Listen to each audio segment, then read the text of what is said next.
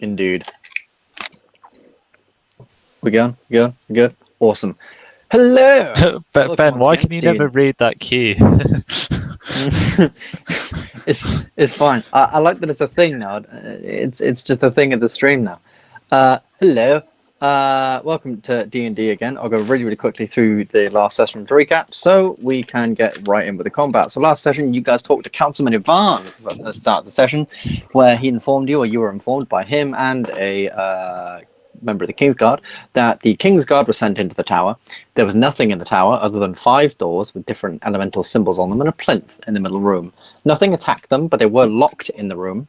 And a voice called out saying that not even they were the real guardians, and that the true guardians had to come, otherwise for every day that the guardians didn't come, one of them would be turned.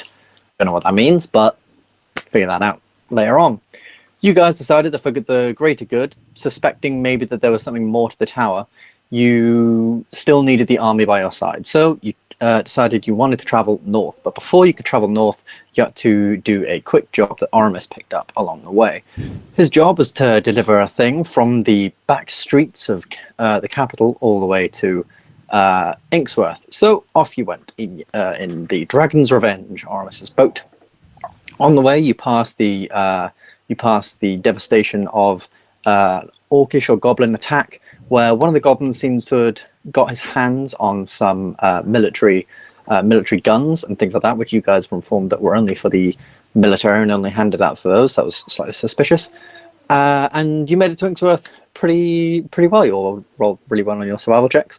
You made it to Inksworth, gave the item to a Jordan White, and the item ended up being a small mimic, which was pretty interesting. And you talked to a man, talked to Captain Drainan. On the way to Inksworth, you were you passed a group of people, of like refugees on this boat, led by a captain, led by a soldier, who asked you to speak to Captain Drainan, saying that the east farmlands of Inksworth had been taken over. They had to evacuate the people because of demons and devils attacking them. Speaking to Captain Drainan in Inksworth, then, he asked if you guys could go sort the... just go and see what you could do about them, see if you could hunt them down, wipe them out, so that the people of Inksworth wouldn't have to suffer much further in terms of food shortages. Making it to Inksworth, Inksworth is a very happy city, very cultural city, home to the Bards Guild, home to a lot of artists and artisans and different things like that. You made your way across the lake over to the Eastern Farms. A very good survival check by one of you, I can't remember who, allowed you to track some blood drips from some of the carcasses of some of the half-eaten farm animals up to a small trickling river. The river led you then up to a small smuggler's sort of cove hidden in the hills and the rocks. Once inside, here you are. You found some devils, the little quasits, who are no bigger than goblins, small green creepy things, which have like poisonous claws. You also met the Bulazau, a creepy humanoid creature with the head of a ram and a spiked tail that unleashes a disease upon you, which brings out spores and boils and blisters. And you have just met these winged demons, these huge, quite long wings. They're about the size of an average man. They have these like pitchforks in their hands, quite thick, sturdy skin. You tried to stealth up on them, but unfortunately, some of you didn't quite make the cut. And we will begin by rolling initiative for fighting against these guys.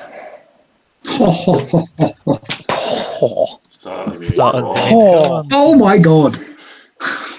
Oh, Ben, you've sorted all the character sheets? That's quite nice. Thank you. Oh my god, Doc. Fair play.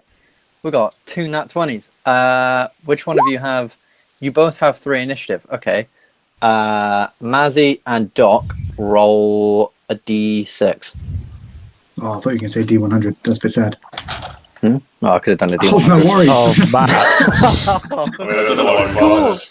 Of course. Oh, fucking cool. Okay. That is unreal. That's a good Mazzy, Doc, Gylndan, Oramis, have you woken up yet? I have a 9 initiative. All right.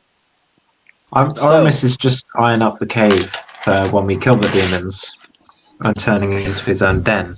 My chaise lounge over there. Put some carved linen over there. Yeah. Statue of myself in that corner.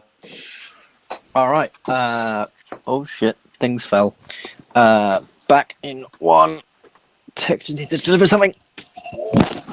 Speaking of which, we do need to go back to the town and ask for some statues to be made once we've killed these demons. Go! What are you gonna do? There's going to be a statue of us in every single village. Everyone that we've helped out. This is the place of like fine art, so if we can't find someone to do some statues, Mazzy, what are you going to do on your turn? These things are in the corner of this cave, quite high up. They're about 30 feet up, if you remember. Also, that just attacked you, a little closet beneath this small, rickety bridge over this sort of trickling Did he water. actually attack me? He tried to grab you and failed. Okay, so I'm aware that he's there, and You are aware he's there, yes. I've sort of been a little bit shocked. Yeah, if you sort of remember, his like hand reached through this small little bridge and tried to grab you. You managed to pull it off, and now he's sort of like broken through the little bridge, destroying it pretty much. So that little bridge will no longer give you the advantage of walking over this thing. Will mean that it's difficult terrain, so it'll add 5 feet. The problem is, in my mind, I had my bow out to attack the things in the air, so I'm going to stick with that. Okay. As he did miss, I am still going to attack this guy. So I'm not going to worry about the guy at my feet just yet. Hunter's mark him. Which one? The one above you or below? Oh, sorry, the one above me. Right. Okay. Sorry, I This looked away guy. from the screen. Yep. Hunter's marking, bonus action. Yep. Roll to hit, sir. Ooh, that does hit. Roll damage. That's pretty low for you. What the hell's going on? Haha. I did enough, though. Andy rolled a 1 on the damage roll. And I don't want to have I'm taking it all back. So you deal 5 damage. Much like the other monsters in this cave, these hellish demons seem to have quite thick skin. These are from clearly quite a low level of hell, where they're used to a lot of sort of slashings and thrashings and insults as well, probably, and things like that. So they are. It's almost again, they're almost like resistant to your sort of meager bow attacks, but it still does do some damage. That is still a teeny bit of damage. That was weird. Don't know why I said it loud. Considering that was so pathetic, I'm going to try again. Go for it, boy. That's a bit better. Definitely hits. Bit better. Bit back on form. Roll damage. That's a bit better. That is a bit better. And Hunter's mark. Oh, that's a bit better. There we go. We're back in the game. He's back in the game, lads. That is what, 13 damage. So that would be 9 there. Yes, you fire these 2 sort of crossbow bolts as these things are clearly like waking. Crossbow bolts.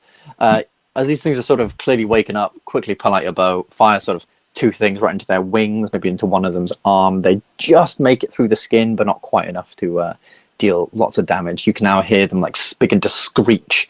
This echoes throughout the hall as this one of them has been hurt. Next up is Doc. Cool. I just sort of squeeze up past Oramis here and cast a. Yeah, it's probably got up here so I can see it clearly. Cast a guiding bolt. Yeah. I don't know. Can I see it from like here? Like clearly enough? Yeah. I'd say you could see it clearly enough. All right. Roll to hit with the old guiding bolt, sir. Who are you aiming at again, sorry? Ooh, nice. Ooh, just hits. Roll Okay, damage. Cool. 13. 13 damage. Nice. And and the next person to attack it has advantage. Excellent. Yeah, so you fire this sort of guiding bolt. What does your guiding bolt look like? Pick me a word picture. Give you a word picture. Yeah. Well, it's almost like a.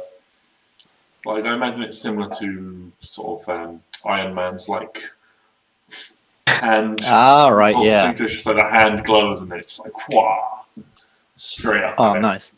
Nice. Yeah. So so you reach up your hand, briefly lighting the room as this sort of burst of light and radiance flies into this thing, hits it straight across the chest. This magical energy seems to sort of take full effect, unlike Mazzy's arrow, and it deals 13 damage, and it's a little bit dazed. It has this glow around it as well, giving anyone else to attack it advantage.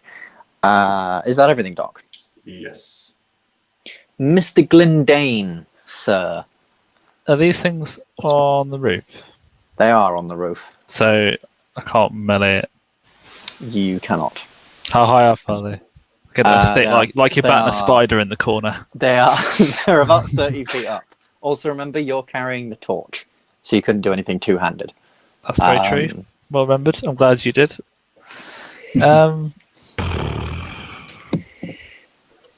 have it. The what? They have what? Sorry. Little... I don't know whether to be a bit more reserved. Like, are we going to get further into this cave and find something absolutely enormous, and think, "Oh shit, we should have saved all our good spell slots for this"? We'll see.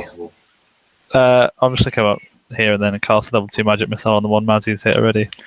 All right, go for it. Roll the magic missiles. So it's 4 of them bad boys. 1, 2, 3, 4. That's 9, 13, 16. Damn, all right.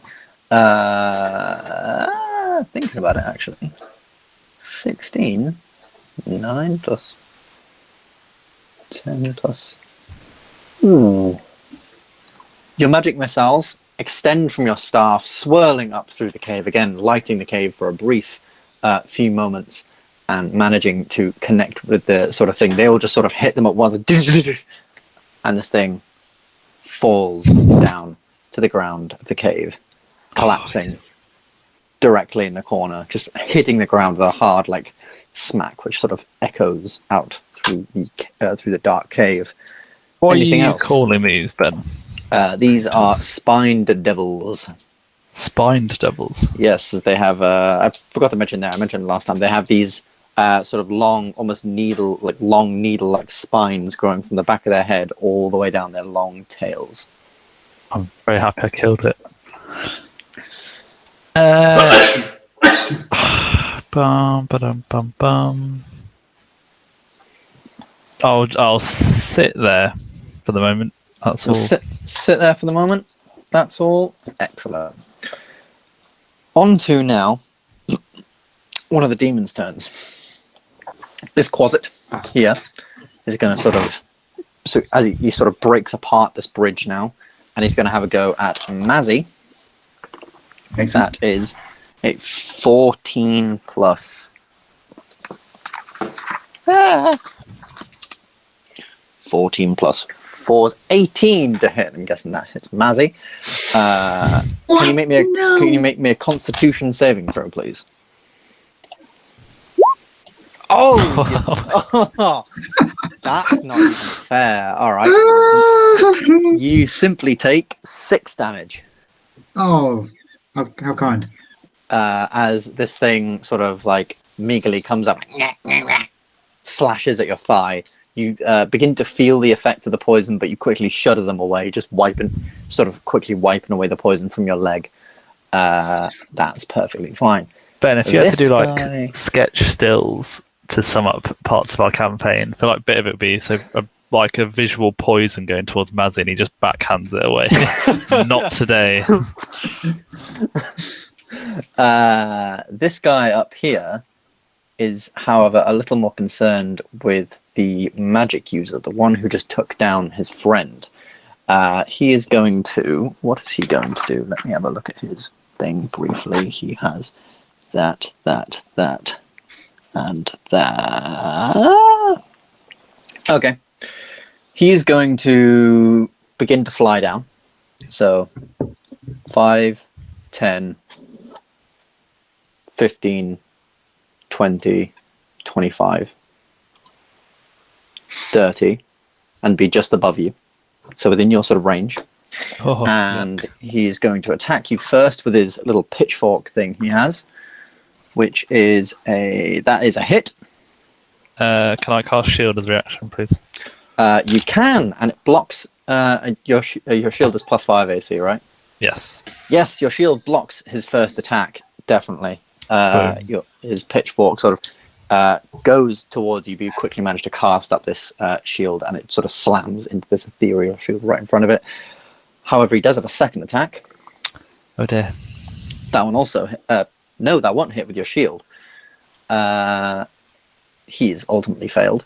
And so he's going to fly. Does it just do the one attack or two? It goes until your next turn. All right. Sweet. And he will now fly 5, 10, 15 up, 20 up. He is now. Does that trigger an attack of opportunity because he was within my reach, or no? He does not. It would for most flying creatures. However, he seems to be so fast with the movement and so sort of agile moving around that it's quite hard to sort of get any sort of opportunity to hit him as he flies away. I've just used my reaction as well, so it doesn't matter. That's also a good point. So this guy now is about 20 feet in the air, just about here. Also, as this is all going on, you can hear this scratching, this movement from inside the cave just behind you. And these things are going to move 5, 10, 15, 20, 25, 5, 10, 15, 20, 25. These two smaller quasits sort of screeching, scrambling towards you, towards the fight, towards even more food. And that is going to be their entire turn. Oramis, you are up. Has my camera gone off for you guys? You're frozen. Yeah. You look like you're having a nap. You don't know, you just have to go. You're about to go. Or just about to fall asleep. You can't quite tell. True. You look very at peace. Yeah. I may be at peace after this battle. I'm gonna step here and fire a hand crossbow shot at Would that be the advantage? Sorry. devil. The flying devil, of course. Oh, okay, no worries. Yeah. Roll to hit. He does have advantage on that one, though. Yeah. Bear with. Bear and wait. Hand crossbow, there we go. Yuck. That doesn't hit, I'm afraid. You What's the joke? fire the crossbow up, and it just sort of like goes straight underneath its wing. It sort of dodges aside. Oh, well, in that anything else? case, is this one still alive, yeah? Yeah, that one's still alive. Nobody's attacked it. Can I conceal blade, sneak attack, and flanking, please? Flanking would be here, not there. But Where? yes, here, just one square below you. Okay, well then I have the movement. And do all of that. Roll to hit. That's a bit more like it. Definitely hits. 6 and 8 sneak attack damage. Yep. You so after your first sort of failed attempt, you sort of flick your wrist. The concealed blade comes back. You strike this thing, sort of slashing at the back of its head. 6 plus 8 divided by 2. 6 plus 8 is 14 divided by 2 is exactly enough to kill it. excellent. Yeah, these things are not very tanky. Yeah, and that thing is dead. Its body, it just sort of flops to the ground. Its body beginning to sort of get dragged away with the water, much like a lot of the sort of wood of the bridge. We go back up to Mazzy, Right. at the top of the round. Well, I'm going to just continue doing exactly what I was doing before. I'm just moved Unaffected. on to this flying creature. Fabulously flying to the floor after I kapow. Does hit. Roll damage. That's a 9 on the roll, and it's a 17. Yeah. 6 plus 4, 10. That is 5. Nice. Are you going to attack again? Is that a question? Oh. Oh. Maybe not. Still hits. Still hits? Still hits. Roll damage. Oh, wow. Me gusta mucho. What, that? Not the one on the damage, but there we are. Yeah, so so both sort of arrows sort of pierce into this thing's into different parts of this thing's body as it sort of flies. Doesn't seem to bother it as much sort of in flight, but you can sort of tell a couple of like little dribbles of blood sort of trickling down as it's still flying. Any movement at all, or are you gonna stay there? No need. Cool. Dokrumir. Okay. We'll just step past Oramis again. And go for it with yeah, I'd allow that if that's that definitely hits. 9. It's a regular hand axe, so that won't quite finish it off. Definitely does a big sort of chunk of damage, but just sort of getting it through. It's quite hardened sort of shell on his back. Doesn't seem to do as much. Anything else? You did have a knife in your hand, I believe. No, Has everything? I swapped that Awesome. out for the shield when I realised they were resistant to both of them.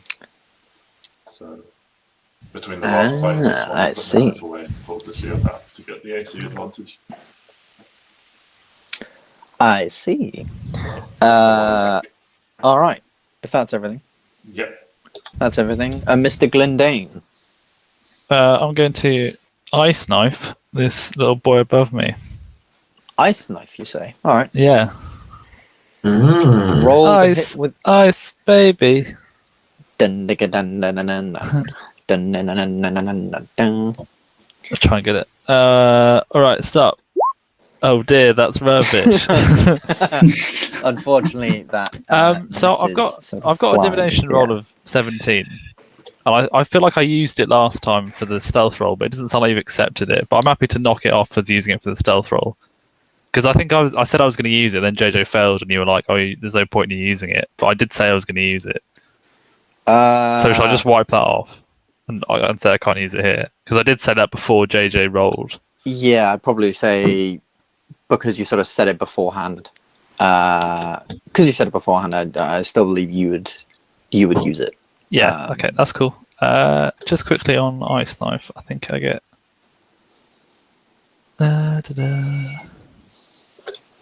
Hit or miss, the shard then explodes. The target and each creature within 6 feet of it must succeed on a dexterity saving throw or take 2d6 cold damage. Okay, So- that will probably hit the roof. Considering then it's the about cold 10 would feet fall below down. the roof. What does cold look like? It's I not sort of bad. imagine it as like a blast of like frost or Yeah, something. So, yeah, because it's really easy to imagine. Roll to Cold, shiver. it's really easy to imagine cold damage on when it's actually hit, but when it's missed, it's quite hard to envision it. I sort of just imagine there's this puff of like cold, like all of a sudden this breeze, this like extremely cold like Arctic breeze that just blast out from this certain area. Or it's Yeah. like you've thrown the ice knife and it's just like shattered, so it's just this sort of like spray of like tiny shards. Yeah, something like that. Yes, unfortunately, Gylndan, that'll be a miss, and the explosion doesn't do anything either, I'm afraid. Is that everything on your turn? Yeah. Awesome. Starting off with the Spine Devil. He probably doesn't like either of you firing at him, if I'm going to be very honest. Okay, he's going to fly up to 5, 10, 15, 20, 30 as he flies 10 feet further up still and gets to here. And he's going to fire one of his little spine thingies on his back at 2 of you. Oh. So the first one on Mazzy, that is a 16. Does it hit? I have AC 16, so yes. Ah, then it does hit. And Gylndan, that hits. I think I've seen this. Oh. And he definitely doesn't hit. My man rolls a 1. All right, he fires. So sort of like you can see him sort of like flick his tail, and as he flicks his tail, one of the sort of spines goes into sort of Mazzy's shoulder, and then as he flicks it back, the other one just sort of lands in the water. Just so you can just see this like small, little almost like hard sort of needle just sort of floating away in the water. Mazzy, you take 2 Oh, I have temporary hit points. piercing damage. Wait, no, 4 piercing damage. Sorry. And 6 fire damage. Right. Oh, quite As when it attacks your skin, and it not attacks your skin, when it sort of makes impact with your skin, you can almost see it glow, and you can feel this heat emanating from sort of the inside of the needle. It is pretty hot. It is pretty bloody hot. This one is going to attack the old Dokrumir. That's the old, thank you. That is a Dokrumir. 17 plus 4, 21. That does That'll hit. That is 3 plus 2 damage is 5 damage. And can you make me a Constitution saving Any of throw? that You have poison damage. no. Can you make me a Constitution saving throw to see whether you get poison damage? Okay. That's a 12. That is slashing damage. Save is the save is 12, so you pass. Excellent. Good job. You also sort of managed to negate the poisonous effect of it as it sort of managed to reach a claw round your quite big shield, just scratching your side ever so slightly. This one here is going to finally move 5, 10, 15, 20, 25. Will he dash? He has entered the game. He will not dash. He will remain there. Oramis, you are up, my dude.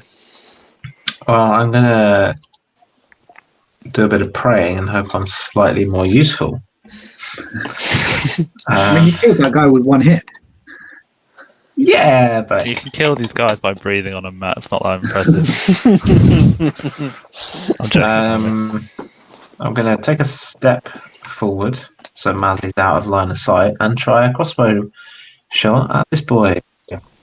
Go for it. Roll to hit.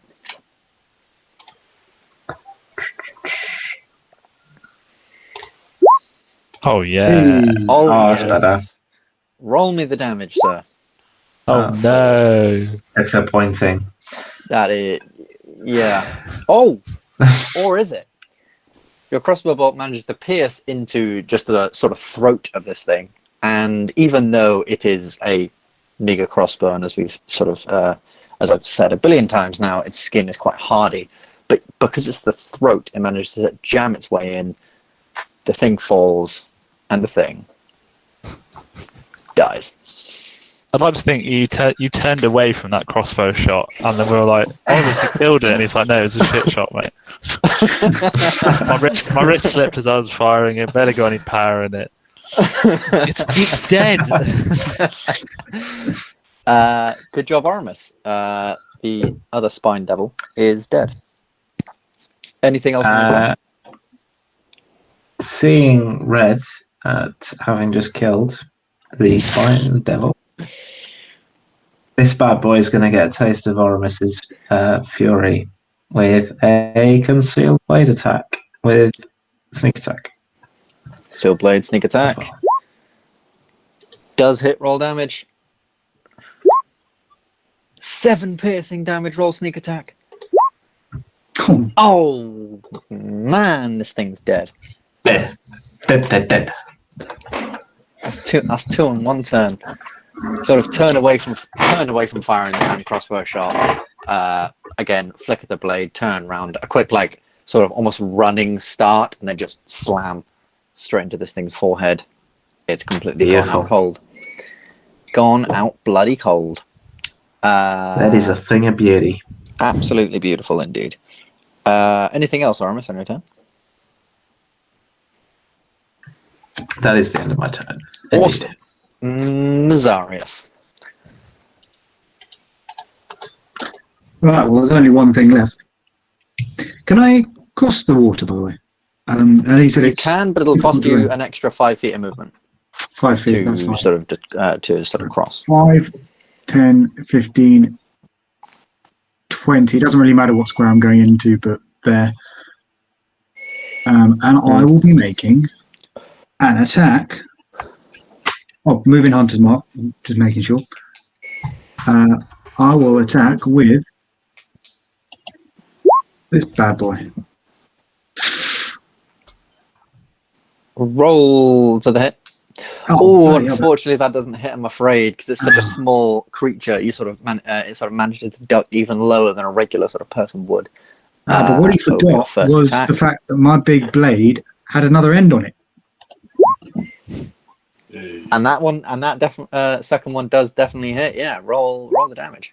Oh, he's so dead. Do I even need to? It's so fucking dead.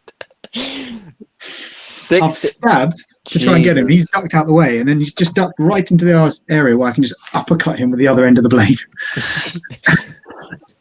Yeah, absolutely perfect. Uppercuts him with the other end of the blade. This thing sort of flies back. It's like, ah! As he's so fast, as it's going down, the other end of the blade is already coming up. So to add that extra power. You see, I actually decided to roll poorly on that first one to make him go where I wanted him to go, so I put full power in the second swing. That first one was actually a fake to charge up the second. Yeah. Right. Okay. I got you. The cave goes quiet for a moment. Well, actually, from this distance, not really quiet. You can still hear some shuffling and movement further in the cave. Again, you can hear this sort of strange, dark language of things sort of speaking and shouting to each other that sort of echoes through. But for the moment, this area you're in is empty, is free. We can come out of initiative as you sort of wait there for a minute, waiting for anything else to come for you, and nothing does. How's everyone looking? Anyone need patching up? What would you like to do? Where would you like to go? No. I need a little bit of patching up, please. No. A little bit of patching up? How like a little bit of patching up? Can hold on? 11 HP down. Right, that's, okay. So, I mean, I've got 35, so I don't really need it, but if you're offering. I'll roll a level 1 cure wounds then. Nice. Perfect, thank you. 9 for you. Oh, it's just adorable. 3 for me. Can I push it here, Ben, and see? But just be quite careful looking into what's in here. Yeah, of course. So, you move up here, being very careful of where you step and what you're looking for. And it just appears to be a fairly empty room. Fairly empty, just sort of cave bit. These sort of like quite conveniently sort of growing rocks. Not growing rocks, just like conveniently placed rocks sort of make steps up to this sort of higher bit. This bit is much lower than the last one. It so like the cave clearly sort of comes down on itself almost. A strange sort of fungus seems to be growing over in this sort of corner of the cave. You can see across the walls there are these like mushrooms and strange sort of fungal spores growing. They don't seem to be doing anything at the moment. They just look very sort of interesting. They're sort of quite tall, spindly things with small little caps on the end. where do they start growing then? Like how far in can we walk before getting to them? You can walk the full way. They're growing like all the way over here. Okay, so I'm going to you get can to walk the full way about too. here and maybe try and investigate them from a distance. Yeah, sure. That would be a nature check. Who's good at nature amongst us? Not done. Nature is intelligence, so. Oh, well.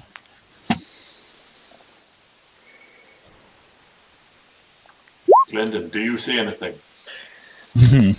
Alright. What do I see? Gylndan, from being in the college, you know there was a lot of stuff about alchemy in the college, and a lot of the alchemists would rely on certain things collected from certain dark caves. It's a lot of what makes, a lot of what turns a lot of wizards in the college into adventurers is exploring these dark things, getting certain materials and stuff for the college. And you recognize one of them, maybe from an old professor friend that you once had, or maybe from one of your old classes.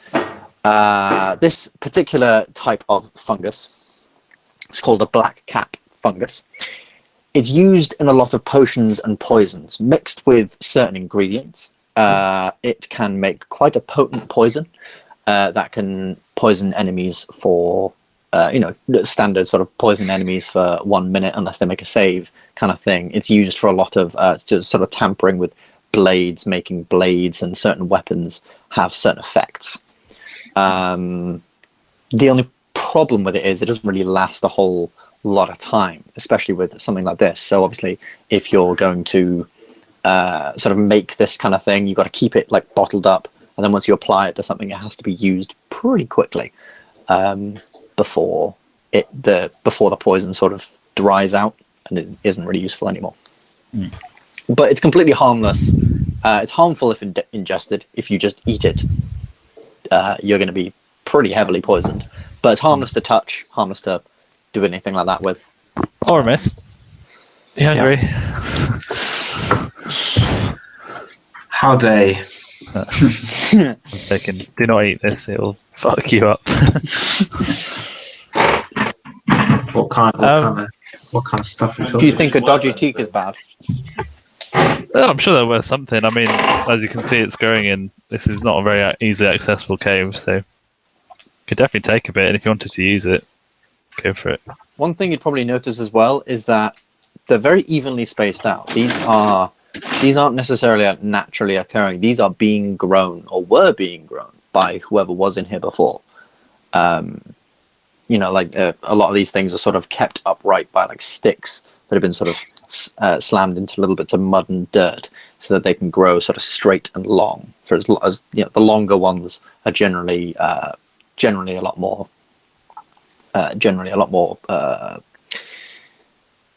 They sell for a lot higher.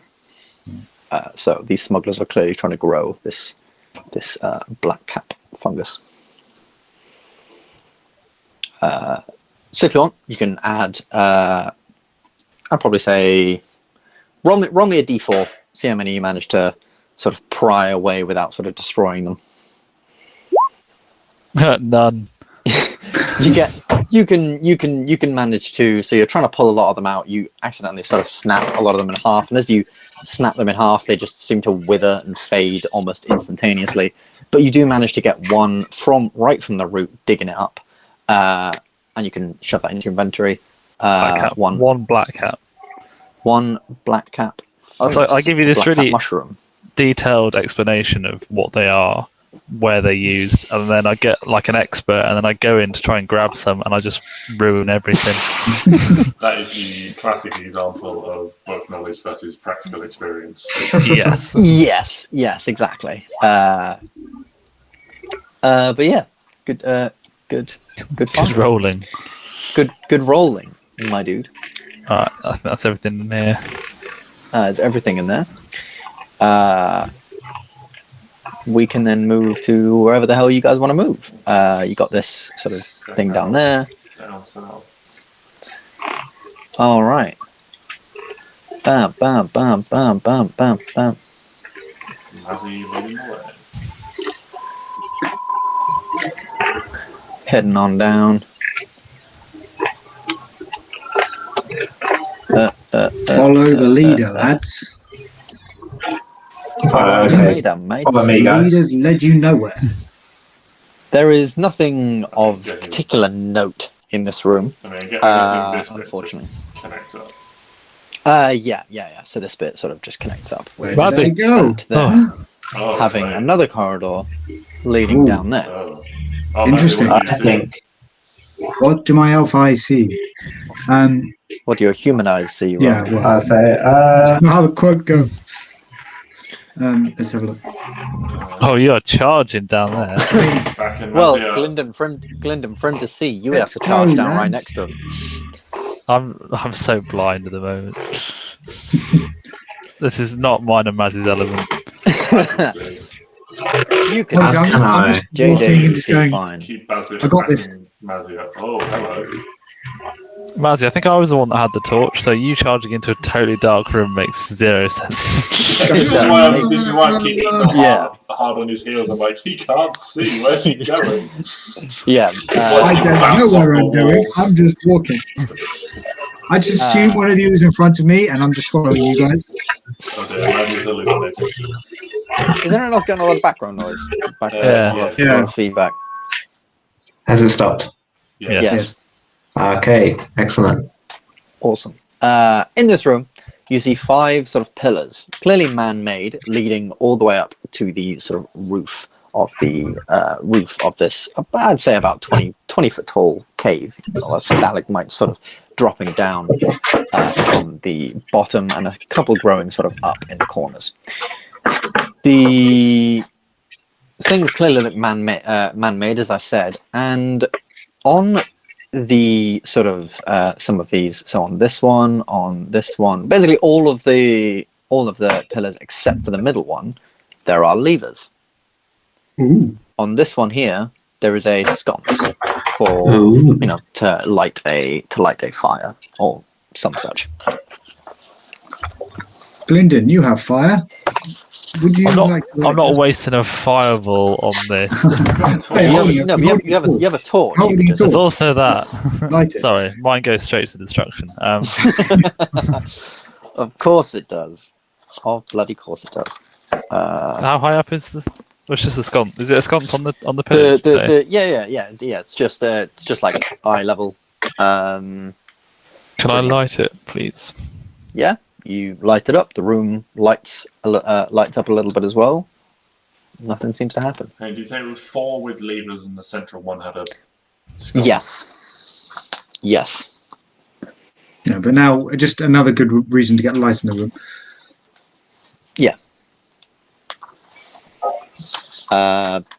Otherwise, there isn't really anything of note. Can we investigate these levers? See if there's any obvious signs what they lead to, what they interact with? Yeah. Of course. You can roll me an investigation check. I'll go with Mazzy's 15. That's a pretty good investigation. So Mazzy, you're sort of looking at these, and you can kind of guess that this was a smuggler's cove. They were clearly trying to. This is a place to hide out. They were clearly trying to hide something here. You're not able to find where the things are meant to be hidden. You can probably tell there is maybe an order to what things you need to pull. Sort of having a little thing of the levers, each one. So when you pull it, it just automatically then springs back up on top. So maybe there's sort of like an order of which ones you need to pull or whatever. The order you aren't quite sure. Guess I might have to do a bit more sort of exploring to find that out. But yeah. I just have a funny feeling that there's 4 of us. We're going to have to pull all 4 levers at once. Well, shall we look deeper into the cave and see if there are any clues? Might be some answers, yeah. Yeah, I think this is something to come back to when we've finished investigating. Alright. I will lead the way as I can see. See you later. Doc. You're at the back now. You lead the way, and you move into this hallway, and from here you can very, very clearly hear the sounds of something sort of knocking against each other, something ramming against each other, this infernal sort of abyssal language, and scraping all along the floor.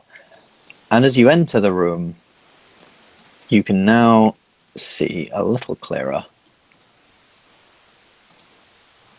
This.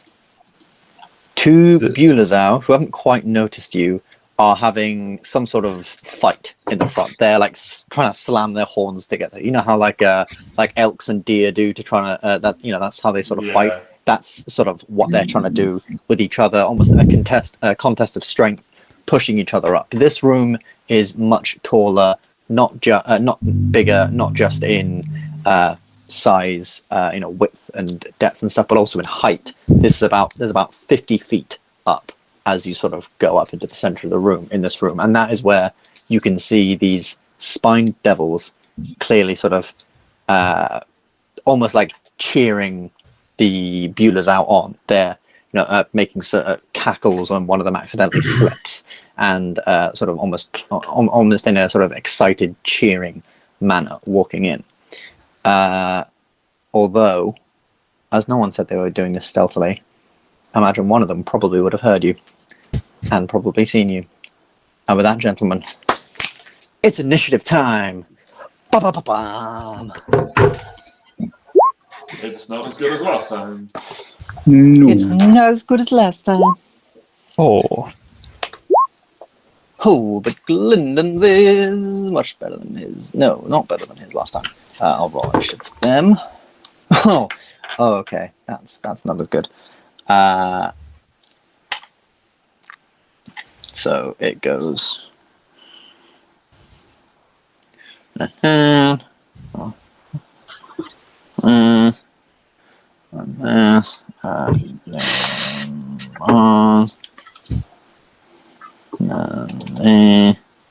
And Luke, could you possibly leave the call and come back? As much as I love seeing your static face. yeah. Is it slightly off-putting? I keep thinking he's gone. Never mind. Gylndan, we'll start with you. You're sort of the first to react. You can't necessarily, from where you are, you can't necessarily hear anything yet, but you can, from sort of Mazzy and Doc's sort of expression, you can guess something's going on. There you are. There Much he is. better. Moves. Much better. Can I come into do I- here? Just up to there. yeah, Do I yeah. see anything more, or is it just the three creatures? 4 creatures, so the 2 spined devils and the 2 Oh, I Bullazau, didn't see the little boy in as the well corner. as the dead body, which has clearly been ravaged enough for the food that's within it. It's still like partially clothed, but not going into too much rough. details. It's pretty rough. It's pretty grim. It's barely recognizable as a person anymore. What would you like to do? I want to cast a fireball, but I want to cast it so that I don't hit the body, because there might be something useful on the body. Yeah, So it's 20-foot radius, isn't it? 20-foot radius. I'm guessing this creature's on the roof. He's on he's on the roof, about sort of around 50 feet up. This is clearly you're quite deep into the hill now, so Okay. I'm gonna- quite large. Fuck. I'm going to cast it about here, so it should get the 2 creatures, but not the body. Alrighty, roll. Is that okay? Yeah, that's perfectly fine. Roll me death and a destruction. fireball, and they're going to make some dexterity saving throws. What's the DC again? 15 or 14? 14. 14. Well, one of them has. That's okay.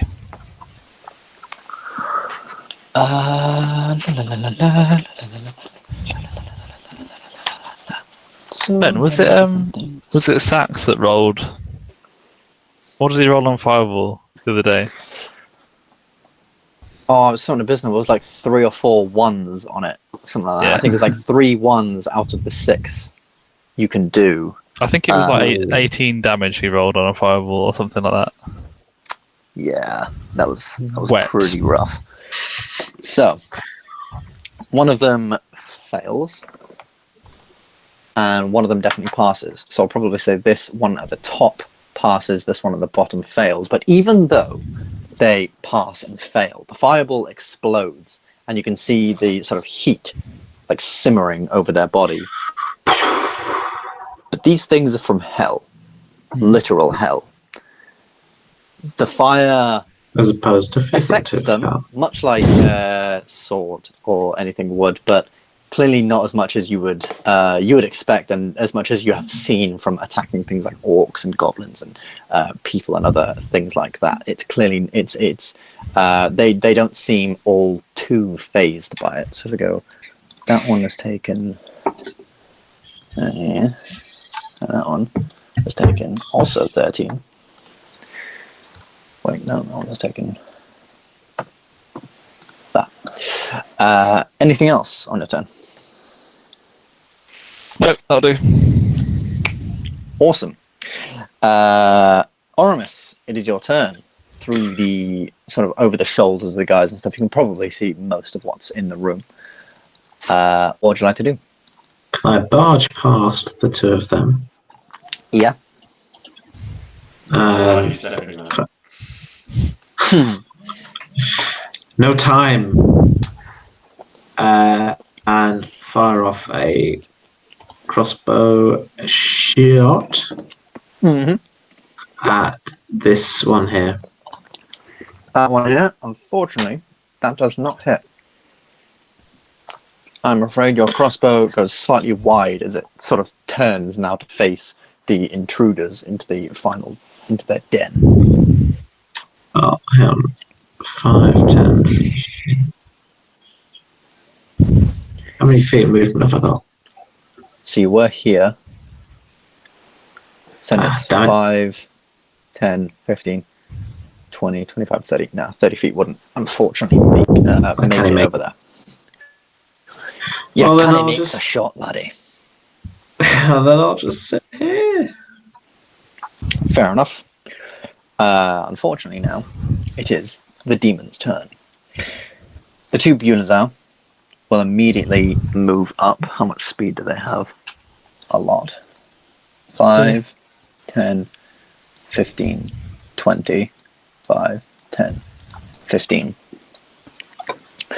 Two of them are going to have a go at Oramis first, I believe. Bring it. This one here spins at you with its tail. That, my god, most certainly hits. Can you make a Constitution saving throw, please? Yes. You know it's good when Ben doesn't even bother saying it. Oh, Luke. I'm going to roll a d6. I might go get my dice there. This thing, so the sort of tail whips around its body and slashes straight across your chest. As it does, almost instantaneously, you can feel an itching and then a burning sensation as these boils and blisters. As these boils and blisters begin to sort of grow over your chest, slowly getting larger and larger and more painful. Can you put 1 point of exhaustion on your thing? You also are poisoned and therefore have disadvantage on ability checks and attack rolls. Oh, shit. Where is the exhaustion thing, Ben? The exhaustion thing... Nobody's also poisoned. Right, because he's poisoned and he's got... I see. The exhaustion thing should be right in the middle, right below your hit dice and current HP and stuff. So if I just add that for you, it'll tell you right there what's happened. And the one the second one I'm really close to, but I can't quite get. The one behind is probably going to attack Gylndan, I'm going to say. Next one, do the next one because I think hits. Can I cast shield? You can cast shield. Unfortunately, it breaks through your shield. Oh, that's what people say. nice. Whipping sort of around your shield with its tail. Can you make a Constitution saving throw, please? Yeah. I don't know either of them. I stay out too late. But nothing in my bone. That's what people say. Oh, that's not good enough, is it? Sorry. This thing instead goes for your leg. Yeah. Oh, Hattie, come back. Do either of you, any of you, sorry, recognize either of these songs? Mm-hmm. Go. How many special people change? This because it was a karaoke. Where were one. you while It was we were slow, getting like really high? like- How many special Yeah. people changed? Yeah. Where were you at? Wonderwall, isn't it? No. How many lives are there? Oh, Champagne Supernova. Champagne Supernova in the sky. Champagne Supernova. Champagne Oh, Supernova by Oasis. yes. And the other one is I stay out late, got nothing in my brain. That's what people say. Mm-hmm.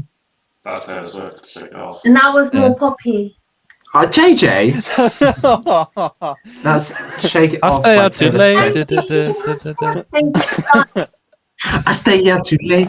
The speed at which you got that, Joji, is concerning. But It's because I heard it as she was going out the room, and I was like, "Do I know that?" So I was like, "Is that song?" So I had a little bit of time trying it out, but yeah. Yeah. Thanks for the help. Gylndan, unfortunately, also growing over your leg are these boils and things, as well as a scratch forms over your leg. Can you take 1 point of exhaustion from the disease, and you are poisoned? You can make a save against the poison on your next turn, so can you, Oramis. However, the point of exhaustion will stay with you, unfortunately. Do I take any damage, Ben? You both actually do take damage. I completely forgot to do the damage for both of the tail attacks. As if it wasn't bad enough as it is. Oh, okay. Oramis, you take 1 damage. Whew. That's dodgy. And Gylndan, you take 3. The D12 is not kind to the demons, unfortunately. But the Constitution save roll is. The con save, however, is. Yes, I believe that is everything. Yeah, that's everything. From these guys, this thing is going to move then, sort of stretches out its wings, 5, 10, 15, 20, 25, 30, 35, 40. And this thing, 5, 10, 15, 20, 25, 30, 35, 40. It is, however, if you think, very high up in the sky. It's like 40 feet up now. And I believe that won't be all the demons' turns. As the fireball echoes through the thing, again, you can hear some scratching and some movement. And from in here, you can hear 5, 10, 15, 20, 25, 5, 10, 15, 20. Just slightly moves in to see what all the fuss is about. Me. I reckon you could get a few of them with fireball. Just saying. But they're immune to it. Not immune. Resistant. Not immune. Well, they still take damage. yeah. Resistant. So I've got. If I could do cold or like frost damage, that might be more lethal, possibly. We'll see. Will any of these have a shot? I don't think any of them are in range. Actually, no, it's not even in range for that, I don't think. That's fine. No, it's not even in range for that. All right. That'll be all the damage they're doing this turn. As if they need to do more. Mazzy, your turn, my dude. Right. Alright, Mazzy rolls, please. Well, now we'll get into it. yes, but I'm thinking spike growth. By the way, hold on a sec. Are they on the floor or are they flying? These people. These two are on the floor. Yeah. The ones with the wings are all flying. This Okay, one is so there's also no on point the in spike floor growth down because here. that's just going to be painful for Luke. So Yeah. He moves. I'm going to go up here. Oramis is Get quite a advantage. mover. I'll hold you to that. Obviously whipping out Hunter's Mark, because when would I not? Okay, take the spell off. Who are you putting it on? I'm guessing this. The guy in between me and Oramis. Awesome. What are you doing? Need I ask? with advantage. Definitely hits with advantage and disadvantage. Roll damage. Oh, crikey. 14. Fuck. 5. 9. It's just 19. Half. That's 9. That's...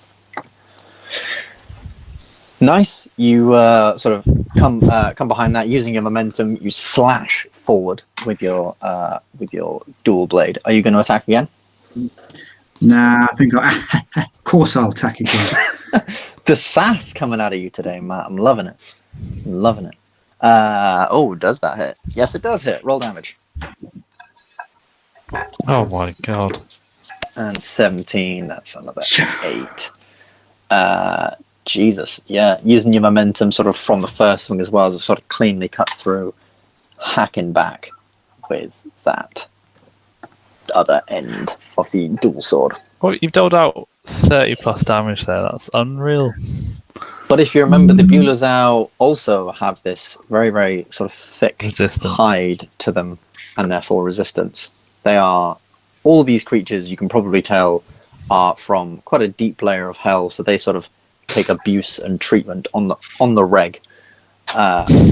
So therefore they've sort of over the years they've sort of toughened up to a lot of this sort of more basic forms of combat. Sorry. Basic. Well, you know, your standard. You're nothing special, material, mate. Okay. material plane All weapons. Dokrumir, you're up, my dude. One step forwards and cast Yes. Spirit Guardians. Spirit Guardians. He's been holding that one in his locker. Yeah, so that's I will obviously designate all my allies to be immune to my Spirit Guardians. Yes. But that's a 15-foot range around me. So everyone in that has to make a Wisdom saving throw. A Wisdom saving throw. DC Oh, this is a bad time. Oh, that one fails. The thing up here is out of the range as it's still 40 feet up. Okay. But this Bulezau here also does it. Oh! He would pass! However, he has a -1 in wisdom. He got an exact 15, -1. 14. That's 2 Can't fails. find that. That is 2 fails. Alright, And that's 18. 18 radiant damage. Oh my fuck. It's 24 plus that. That's 30, 42. Awesome. I just totally overlooked the fact that Doc has, radiant spells. I don't know, fighting things from hell, and that might be kind of useful. I've already used one radiant spell. The other spells I've used. Yeah, so you're sort of your spirit guardians sort of flow out from you. I remember you explaining them when you were fighting V, but I cannot remember for the life of me what you said. They sort of look like tiny little birds, just sort of like whipping around through the air. Sort of like whipping around through the air, slapping these things all sort of across the body, dealing that radiant damage. The wounds sort of glow as it smacks into them. Very nicely done. Is that everything, Doc? Just want to note their speed is slowed in the area. So while they're within range, and it's when they start their turn there or enter the area for the first time, they have to make another saving throw. Alrighty. It's a con spell. Cooliulio. We'll go back to the top of the round with Gylndan. Mr. Gylndan. How high is this one in front of? He's about 40 feet up. Oh, so he's super high. Okay. Pretty damn high. But looking to be on the descent. Yeah. Oh, we had enough about the descent last week. This is true. Oh, I actually after the session I watched a clip from it on YouTube very, very stupidly, And I decided after that to stay up and watch several episodes of Brooklyn Nine-Nine to calm myself down. To chill it. Just to make you feel better. It is like, if was that's your cup of terrifying. tea, it is a fantastic horror film, but it's not everyone's cup of tea. I'm just not a fan of the whole like confined space plus No, terrifying things plus darkness. No, Terrifying things that you can't really see. Yeah, no way. Right. Come.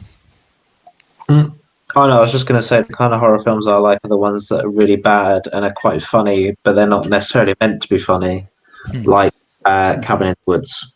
Yeah. Never Right. seen that film. How are these two goat boys looking, Ben? So this one here is looking particularly beat up. It's sort of almost like limping on one of its legs, its back, just from the amount of damage that Mazzy's done to it, and Doc's Spirit Guardians as well. It's sort of like craning like this, trying to like screeching almost when it does this. This one here is looking a little better, but still you can see the Spirit Guardians, and I think it was the Fireball as well, did a number on it somewhat. But this one is definitely the worse off. Okay.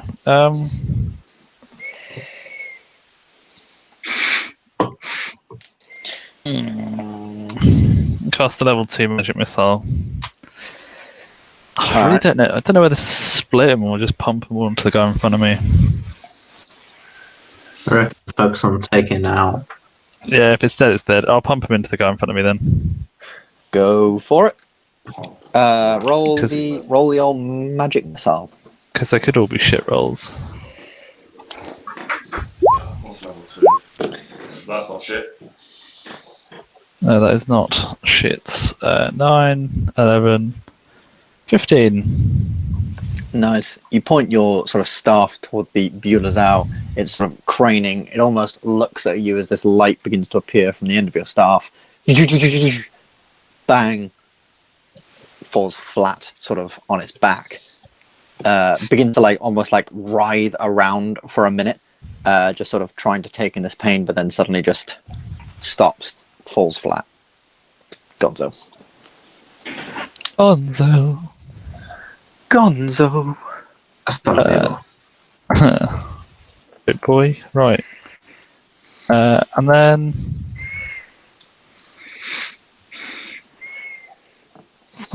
10, 15. I'll move up just here by Muzzy. Alrighty. Oramis.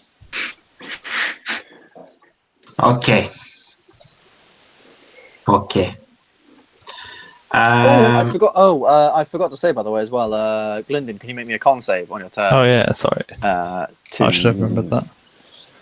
What are the other negative effects of poison? It's disadvantage on attack rolls and ability checks Okay. for 1 minute or until you can make a save. Is That's not going to do me any favours. You are still poisoned, I'm afraid. is Oramis, now on your turn, you can make the save as well. okay? I'll do that first.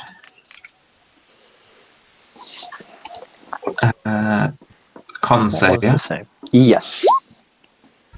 Unfortunately, you're still poisoned as well. Is this guy down yet, or is he still flying? He's still way up in the air.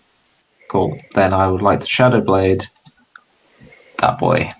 Awesome. Roll to hit with disadvantage.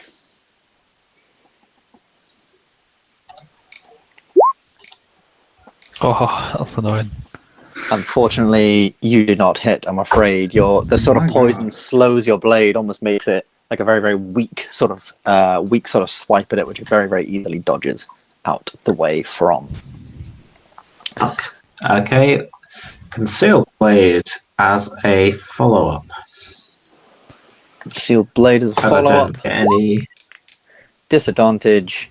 Oh, does that? No, unfortunately, that doesn't hit. That doesn't hit as well. How dare you get his hopes up? Just cruel. Unfortunately, I'm afraid. Yeah, both of your sort of attacks. You're trying to sort of emulate what you would sort of usually do, but unfortunately, you just can't quite get the spin on it. Can't quite get the maneuverability you once had on it as this poison sort of begins to fester inside your wounds. Is that everything, Oramis? Sadly, I believe so. Alrighty then. This Beulah out here will make an attack against you. The first one misses. The second one hits. That will be 4 plus 1 plus 2. So that's needs to make a wisdom save. Like 5 plus. Oh, it does. That's a very, very good point. I'll make the wisdom save first, actually, before I do that. Oh, that's a fail. 12 radiant damage.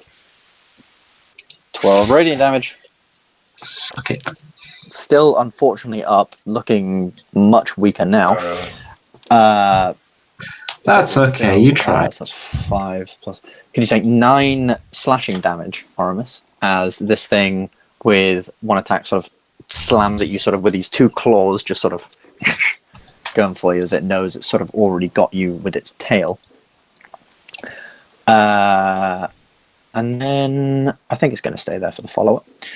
This one here will see the Spirit Guardians going around it and stop outside the area. So it's now about 20 feet up, which gives it the perfect opportunity to go... probably saw you casting it as well, so actually it's going to go...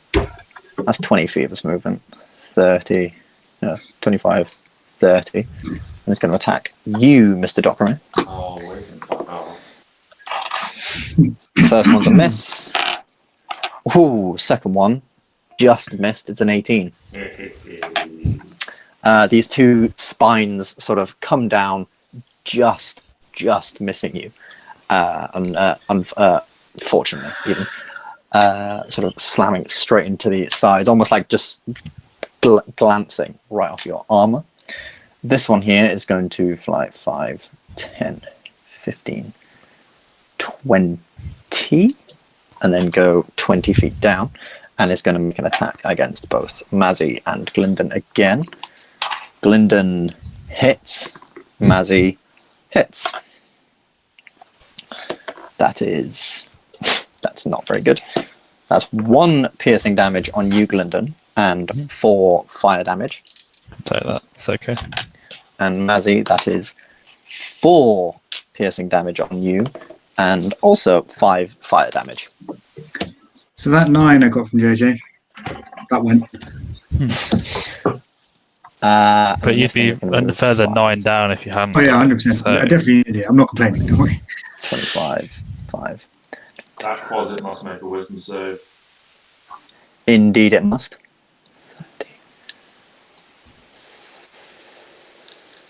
It's not going to move there. It's going to go 30, 35, 40. This one here is very high up.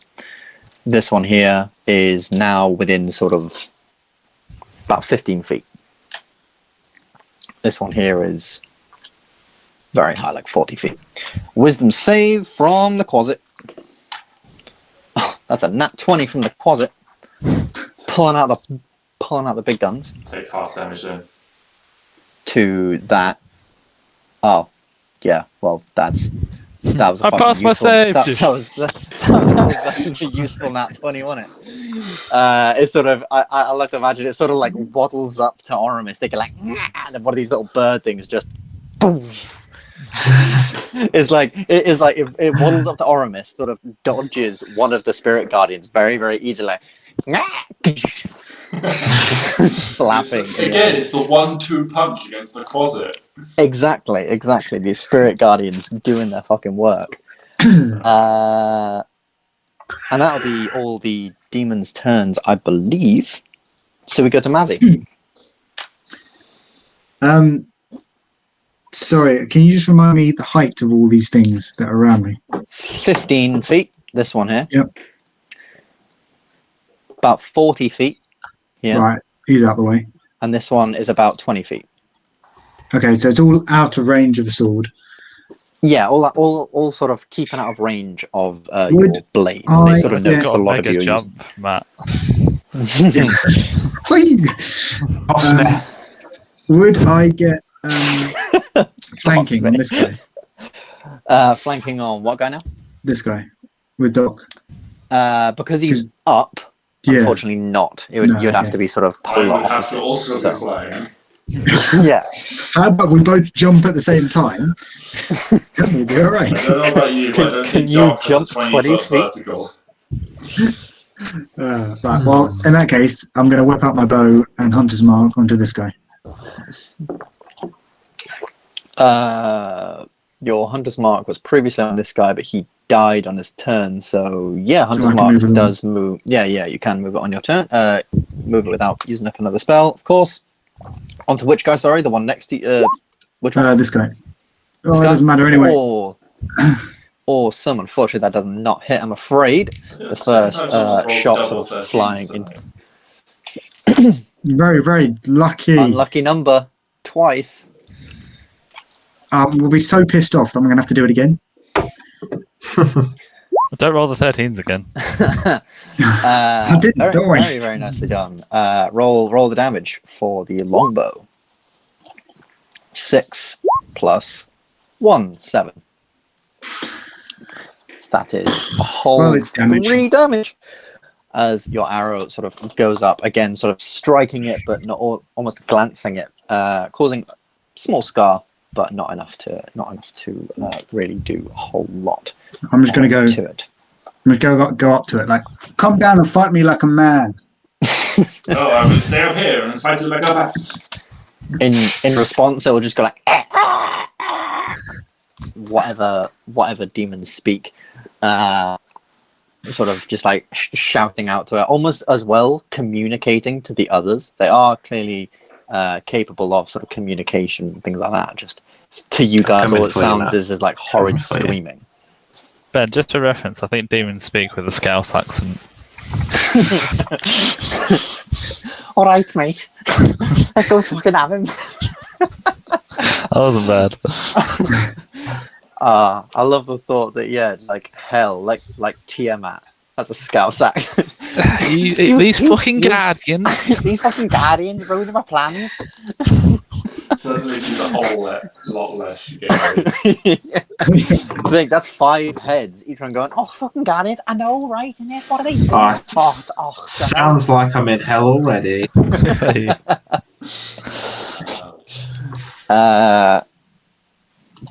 nice. So yeah, unfortunately, Mazzy, is that everything on your turn? Yeah. Dokrumir. Okay, it's time to whip out the big guns. The spiritual weapons coming out again. Heyo. Do you mean the medium sword? It's time to whip out the medium-sized sword. Yeah, so I'm gonna go for this one here. That one there. Yeah. Roll to whack. Wait, is that concentration? No. No. No. How is that not concentration? All right, fine. Yeah, I mean, I'm 9. Let me just. Yeah. Spiritual weapon doesn't have a concentration mark on it. Oh my god! All So right. I'm pretty sure this is why I was so gassed about it before, because it just appears for a minute. Which basically means I get 10 rounds to whack with this thing. That is kind of insane. All right. Yeah. Roll to hit with the. Oh, you're right. Roll to hit with You the roll thing. Oh, that's not what you want to see. That unfortunately doesn't hit. No, your sort of Whoa. this sort of Kadisha symbol appears next to this thing. Swings at it, just sort of almost drops very, very briefly, like just by like a foot or so, just sort of as it swings right overhead. Very unfortunate. Anything else on your turn? Yeah, I'm going to go for the same one with a sacred flame as well. Awesome. All right. Yeah. Within 20 feet. So that would work. It needs to make a dex save. Yeah. DC 15. Nat 20. It's fine. There's no half damage on that because it's a cantrip. So. Ben, can you swap your dice at the break, please? Yeah, did you do the thing where you roll the lowest? I did do the thing. These rolled a 2. The other one rolled a nat 20 and a 4. So these are the better ones. These are the worst ones, even. Whatever. Yes, unfortunately, you miss with that one. I'm rolling exceptionally good today. I'm very, very sorry. Gylndan, your turn. You are up. Good sir. I've always thought of something really like you're beating the shit out of us. You're like, I'm very sorry, and then you proceed to keep beating the shit out of us. Well, yeah, it's like not going to go easy on you by any stretch.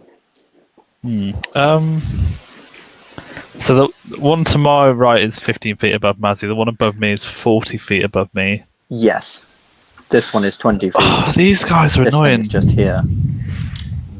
Oramis, what's your strength like? I reckon you can boost me up. Absolutely. Toss me. Literally. I don't know how far I could lift you up, but I could definitely pick you off the ground. Like a dirty dancing left at the end, just.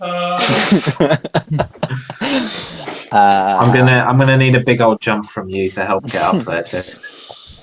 Anyway, sorry. Good. Sorry, I was using that time to think, and I've come up with nothing, which is always good, isn't it? They're not even in melee range. I've been a bit too free with my spell usage. That's what cantrips are for, my friend. Yeah, my cantrips are all practical, but not damage based. You always need a damage cap. You've got to have at least one. Yeah, I realise that now. In season 2 of our campaign. So yeah, I think I'm just gonna have to magic missile the one in front of me. Well, it's just 3. Fuck. All right, go. This guy can get it. He can get it. Roll to hit, sir. 1, 2, 3, 4, 5. That's not great. 8, 10, 12, 15. 15. All right. Could be a lot better. Your magic missiles. That was this one, right? Yeah. In front of me, yeah. Yeah, your magic missiles fly up into the fly up sort of way up high into the ceiling of the thing. As they go up and the torchlight fades, the missiles sort of shine through the darkness, slapping this thing straight in the chest and the wings over and over. It's still up, but it does sort of almost stumble in flight a little bit, but it is still sort of managing to keep pace. Definitely got its eyes on you a little bit more now. As if it didn't from the beginning. Come at me, you slut. But that definitely hurt it, and that was not bad. Anything else on your turn? No. No. Awesome. Then we go to Oramis, who is still poisoned. So we actually Gylndan. Oh yeah, yes, yeah, sorry, yeah. Con save. That's it. I keep forgetting stuff. That's alright. There's lots of stuff going on. Constitution. I think we also need a sort of Oh, you pass. You are no longer poisoned. You feel the sort of effects of this poison sort of dim away from you much sooner than you would otherwise expect. I think we need a universal thing for concentration spells to stick on your character. Because I've also just remembered that Mazzy, you should be making concentration saves whenever you get hit. Yeah. One of the symbols might be good. Yeah, that's what I was thinking. One of the symbols. If we just go for there's a clock one. God, where's the clock one? Where the hell is that? Wherever that. Yeah. All right. Oh wow, that's big. That's when you guys are small. The clock one's fine. Any sort of symbol to represent that you guys have got some kind of concentration thing going on. Is. You will definitely remember you have a concentration spell on the go with that. Especially when my piece is a clock. Yes. I am a time lord. We're suddenly back in the dwarven forge, with everyone being sort of clockwork things. Anyway, Gylndan, yes, you are no longer poisoned. Oramis, your turn. Oh, You're poisoned. Make a con save, please, before you do anything.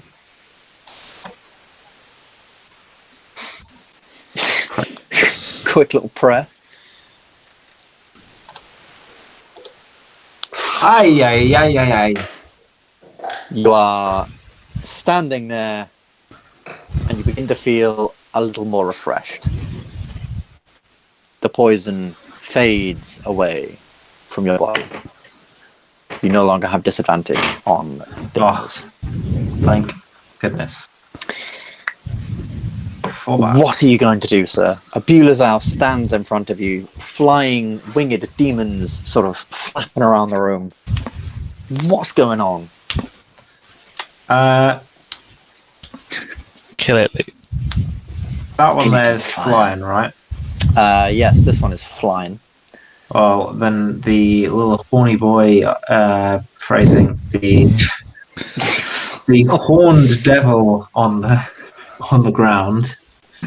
I'm going to attack with the Shadow Blade. Go for it. Definitely hits. Roll damage. Back with a vengeance. Back with a vengeance. Dun, dun, dun.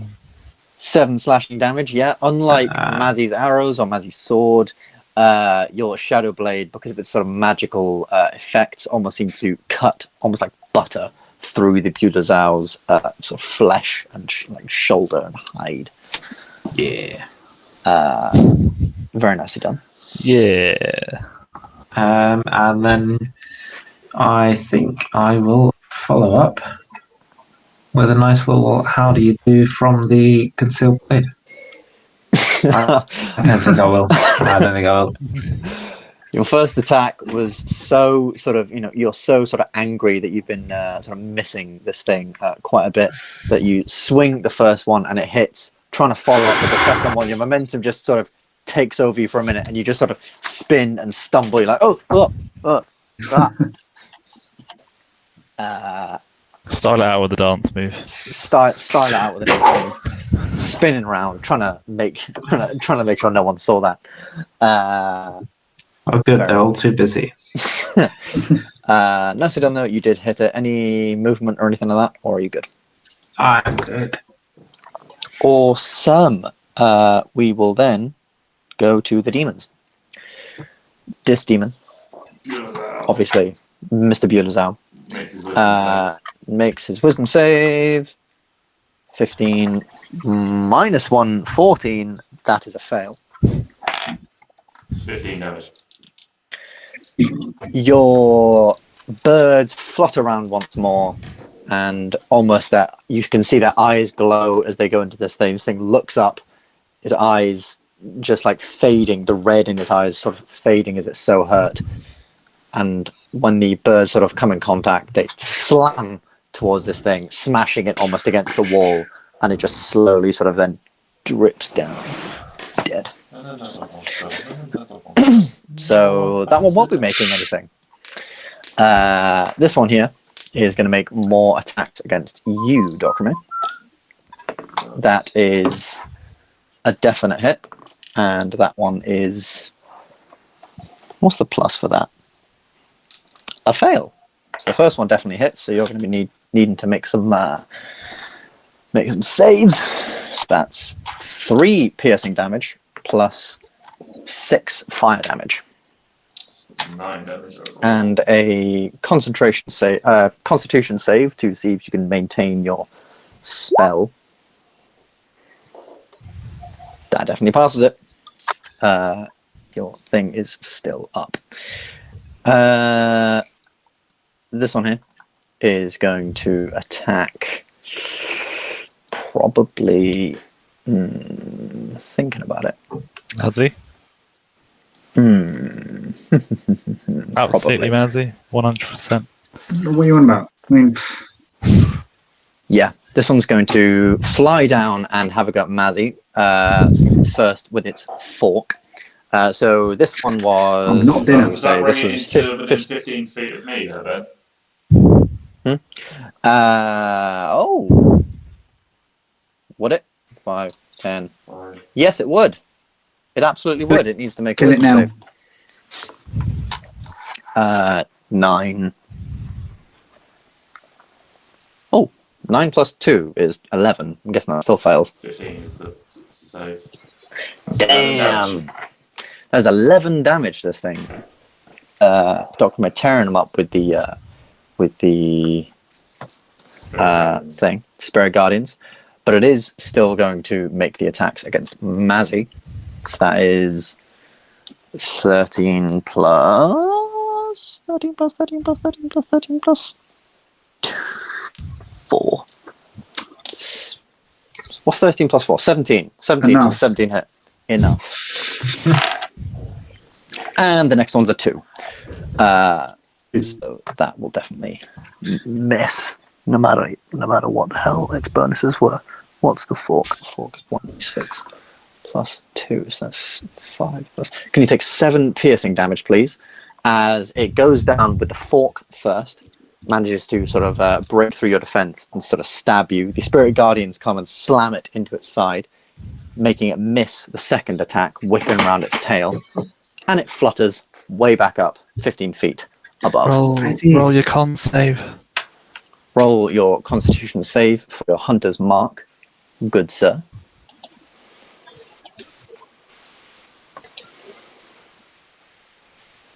Don't know. I think that is enough. Yeah. Yeah, 10 it's is 10 the or half 10 is the damage, so. right. And then this one is going to go for Gylndan. With, I think, the same sort of attack. Actually, this one's much higher up, so it couldn't make it there and back in time. So actually, it's just going to sort of go down about 20 feet, probably getting a little bit of distance from the guy with the bow. It's going to move there. And then it's going to make 2 attacks against Gylndan. That one fails. Thank the Lord. And that one hits. No, thank the Lord. That's 3 plus 2. That's 5 piercing plus 5 fire. Oh dear. Damage as it sort of flicks its tail twice. These 2 sort of needles slamming down. One of them into the ground next to you, and one of them again hitting you like right in the thigh or something. Again, burning upon impact. I believe that's all the demons. If it's not, then fuck the rest of them. Mazzy, you're up. Well, as I'm clearly in a fight with some guy in front of me. Oh, do I have to use it? Roll a Constitution? Yes, save? you do. Yeah. Wait, no, you don't. Ooh. No, you don't. Oh, You're not poisoned or anything. So Oh. you're good. So that Oh, was That thing useless. up then. That's fine. No, you have to leave. Because you're Oh, still yeah, concentrating leave on the the, spell, Matt. Oh, that's right. I see what it. Right, gotcha. Yeah, makes more sense. Yeah, gotcha. Okay, well, obviously, I'm attacking Obviously. with my mighty. 15 hits. Roll Good. the damage.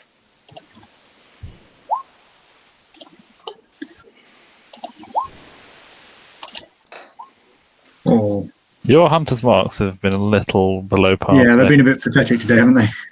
But still, 9 damage minus that is still 4. Are you going to attack again? If it needs it. It does indeed need it. Unfortunately, that one will miss, however. Your first attack sort of smacking into one of its wings. It knows then reflectively to move then against your second attack. Is that everything? Yes. Dokrumir. Okay, I'm gonna come stand. Can you like get rid of the viewers out so I can stand? Put my character so I can stand basically where over its dead body. Ah, right, okay. Yep. Viewers are gone. My thing's Standing fine. over its so dead body. Do that, and I'm going to channel divinity. So give everyone some HP back, preserve life. I'm going to give. This can only take you up to half your max. Can't take you beyond that. So it's going to be 15 to Gylndan, 10 to Oramis, and 5 to Mazzy. And it takes you up to half your max. You can only go I'm already above half my max. I'm already above half my max as well. Yeah, if you give me 15, I've only gained 3. Well, this was a real good use. I thought everyone was lower than they were. That's It's like the thought that counts. that's like Death's Door then, that spell, isn't it? Yeah, that is very, very I much. thought everyone was lower than that.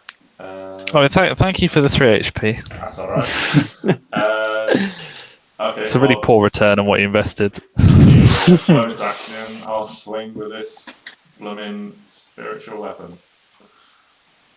Swing with the spiritual weapon. Oh, again! One with the spiritual weapon. Insult to injury, spiritual weapon. I think the spiritual weapon is a bit pissed off. It hasn't been used that much recently. Yeah, I'm not playing ball. It's sentient. Yeah, Oh it dear. hasn't warmed up properly. It's pulled Yeah, past this thing, this demon almost sort of can predict what you're going to do with your spiritual weapon. It's sort of seeing how it's maneuvering, almost like in the films of like the snake, and it's sort of like watching where it's going. And the spiritual weapon just makes like a very, very wide swing, hoping to lure it into something, but no, just dodges straight out of the way. It was you going, oh dear, when you got hit by that 10 fire damage or whatever it was. I was like, oh, you're in trouble. But the halfway cut-off point is really you've got. For what you can give me as health, I've got to be on like 1 or 2 to get all of it really. Yeah. So that's a tricky one. Yeah. But, Well, I thought you were. oh well. Might save me. If there is no movement, Doc, then well, I've moved we will go to Mr. Gylndan. So I'm just close to that roll. Yeah. No more movement. No more movement, no. We'll go So- to Gylndan. So this guy in front of me, This guy above you there, yeah. yeah, he's about 15 feet up, yeah. About 15 feet up, yeah. Because he's near the wall. If I snipe him, can I still get that cold damage? Because let's say I'd aim it close enough to the wall that even if it misses, it'd still explode onto him. Is that right? I would argue. Because I know I get the last guy would was kind of in the air, so it wouldn't be. No. I would definitely agree. I would definitely agree that he would Cool. still get hit by the sort of cold blast. Ice knife is then. Oh, it's knife. Please hit. Surface. Call that a knife. It doesn't specify that in the. It just says it hit or miss. Then they still have to do that. But I can kind of see from Ben's point of view like there'd be nothing for it to hit into. I guess I don't know. It's up to Ben's discretion, but we'll cast it anyway. That's shite. That's a good point. That's a good point, actually. Misses, unfortunately. Yeah, your Dex ice knife save? shatters into the wall next to it. Dex save fails dramatically. Ooh. With a bit of a natural 1 on the go. Just checking what I roll for the cold. D10. 2d6. 2d6. Wow. Okay. 7. 7. You deal 7 damage to it. This thing is Not more because it's cold. not more because it's cold, unfortunately. That's bullshit. The sort of explosion of the frost and stuff does sort of make it start to like slam it into the sort of whacks it in the face. It maneuvers to the side, and this is sort of like left like this sort of layer of sort of frost over the side of its face. And you can see its wings are hardly able to keep it up off the ground now. Oh, It's for God's still sake. slowing. It's holding its fork very limply in its arms, but it's still up. Only by just, you can tell, but it is still up. Then we go to... is that everything? Someone come and steal this from me. I'm sick of these flying things. Which one is still up? This one here is still up. Okay. Just. And is it flying still? Up in It the is air? flying. It is flying up about, what did I say, about 15 feet into the air. Yeah. Okay. See if you think that's 5, 10, 15, 20. Yeah. You can hit it. So could I take a crossbow shot at it from where I am? You could, It would be yes. above. Yeah. It would be above everyone's head height, Yeah. right? Yeah. Closest person to you is a tiny wee dwarf. Just going to use your shoulder to steady my aim. Put it off tonight. I'll squat and then you can like brace the shield on the ground and you can go. Oh, yes. Roll with advantage? Did the DM say roll with advantage? I didn't know. No, that's not quite. I thought I heard that. Okay. Oh, but he Yeah, didn't yeah, even yeah. need it. Roll the damage. Roll the damage. No, it wouldn't, would it? it wouldn't get sneak attack because it's technically It's way above. It's someone's way head, above. Yeah. Cool. Just thought I'd check. 9 piercing damage. Doesn't Not even too fucking matter. It is hit with a thud straight through the chest. The wings sort of close almost over the body, and it just falls like this cocoon little thing. And as it lands on the floor, the wings just spread out. It lands almost flat, like a star shape. Just two things, Luke. One, thank you. Two, stole my kill. What did you say yesterday, JJ? What was it? Yeah. I think it was a bit higher than that. Yeah, there was quite an impressive voice crack in there, wasn't there? Well, you were speaking normally, and then all of a sudden it was just this crossfire. Is that everything, Oramis? Could I possibly queue a... You can't queue bonus actions, can you? No. You can still use your, attacking with your thing as an action. That is still technically an action, but no, you can't. No, you can't. You can't reach him now. As Doc is crouching down, braced with the shield, could I use his shield as a ramp to have a jump? What? Try and stab one of these flying things. Yeah. Okay, you know what? So, this one's 15 feet in the air. Doc is 5 feet tall. Doc, make me an athletics. If you're on board with the idea. I'm on board with this, yeah. What would it require from you though on your turn? Because it's technically. No. Okay, so if you're just sort of, I guess, because it's not Doc's turn, unless Doc wants to use an action, use the help action to aid you in jumping. In which case, that would be Doc's action on his turn, and this would go otherwise, and you would leap with advantage. However, otherwise, I would just say Doc is 5 feet tall. Because of your ability, your sort of sailor ability, you can climb on top of Doc and then jump. And I would probably argue that if, say you're 6 feet, Doc's 5 feet, you can jump. Maybe you could hit him. I actually think it would probably require Doc to push you up using the help action. Yeah, if he's 15 feet up, Doc's 5 foot. Did you say? Yeah, Doc's 5 foot. So, and then Oramis is about 6 foot. So I think you could probably. I mean, it'd be close. It would be close. It would be difficult. He already used his action, so he can't hold an action to do that until his next turn, where he can be like, "I'll hold action, so on Doc's turn, he'll boost." But it wouldn't necessarily be. It wouldn't necessarily be a hold action. It would be a. Well, he's going to make. You would use.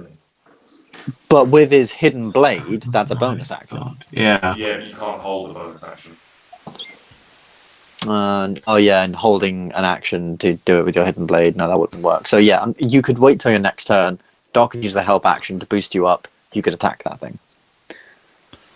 And Doc, for you, the spiritual weapon is a bonus action, so it's up to you what you guys want to do, but you can sort of ready yourself for that, Oramis. If you would like. What do you think, Doc? Let's go for it. All right. So you're gonna ready an action to make a. ready an action to swipe at that thing. I'll ready my action to boost Oramis off the shield, like. Yeah. Like Wonder Woman. Is it like Wonder Woman? Does she boost off? No, it's in the first Avengers. It's in the first Avengers movie. Cap does it. Yeah. That's it. What will you be? She does something with like the 3 guys she's family with, but they like boost her off something. I think that's a different film you've been watching, JJ. No, it's a part of a tank. Oh right. And there's like 3 of them underneath it, and they just push her up. I didn't catch that. Could you try again? That's my watch. Okay. Right. Right. What are you attacking with, Aramis? Just so that I know. Because there's an action you can attack with the Shadow Blade if you wanted to, or... I mean, Shadow Blade might be better. The reach. Well, you've got to make the attack action, so... Yeah, I'll go with the Shadow. Okay. Cool. So you're ready in action to do that for Doc to take the help action and aid you out. Awesome. That is... On my turn, I will ready the action to boost Oramis. So and then it'll be on Oramis' turn. So yeah, he can... He can... Awesome. We move...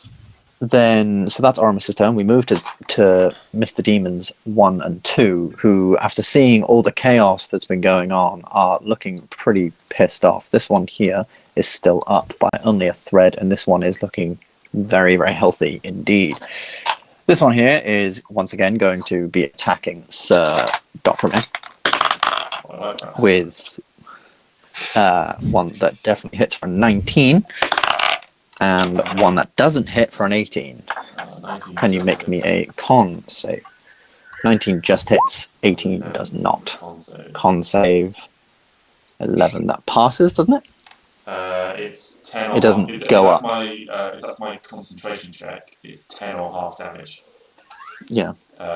So right. I thought it went up like the more you'd been hit. Not as far as I'm aware.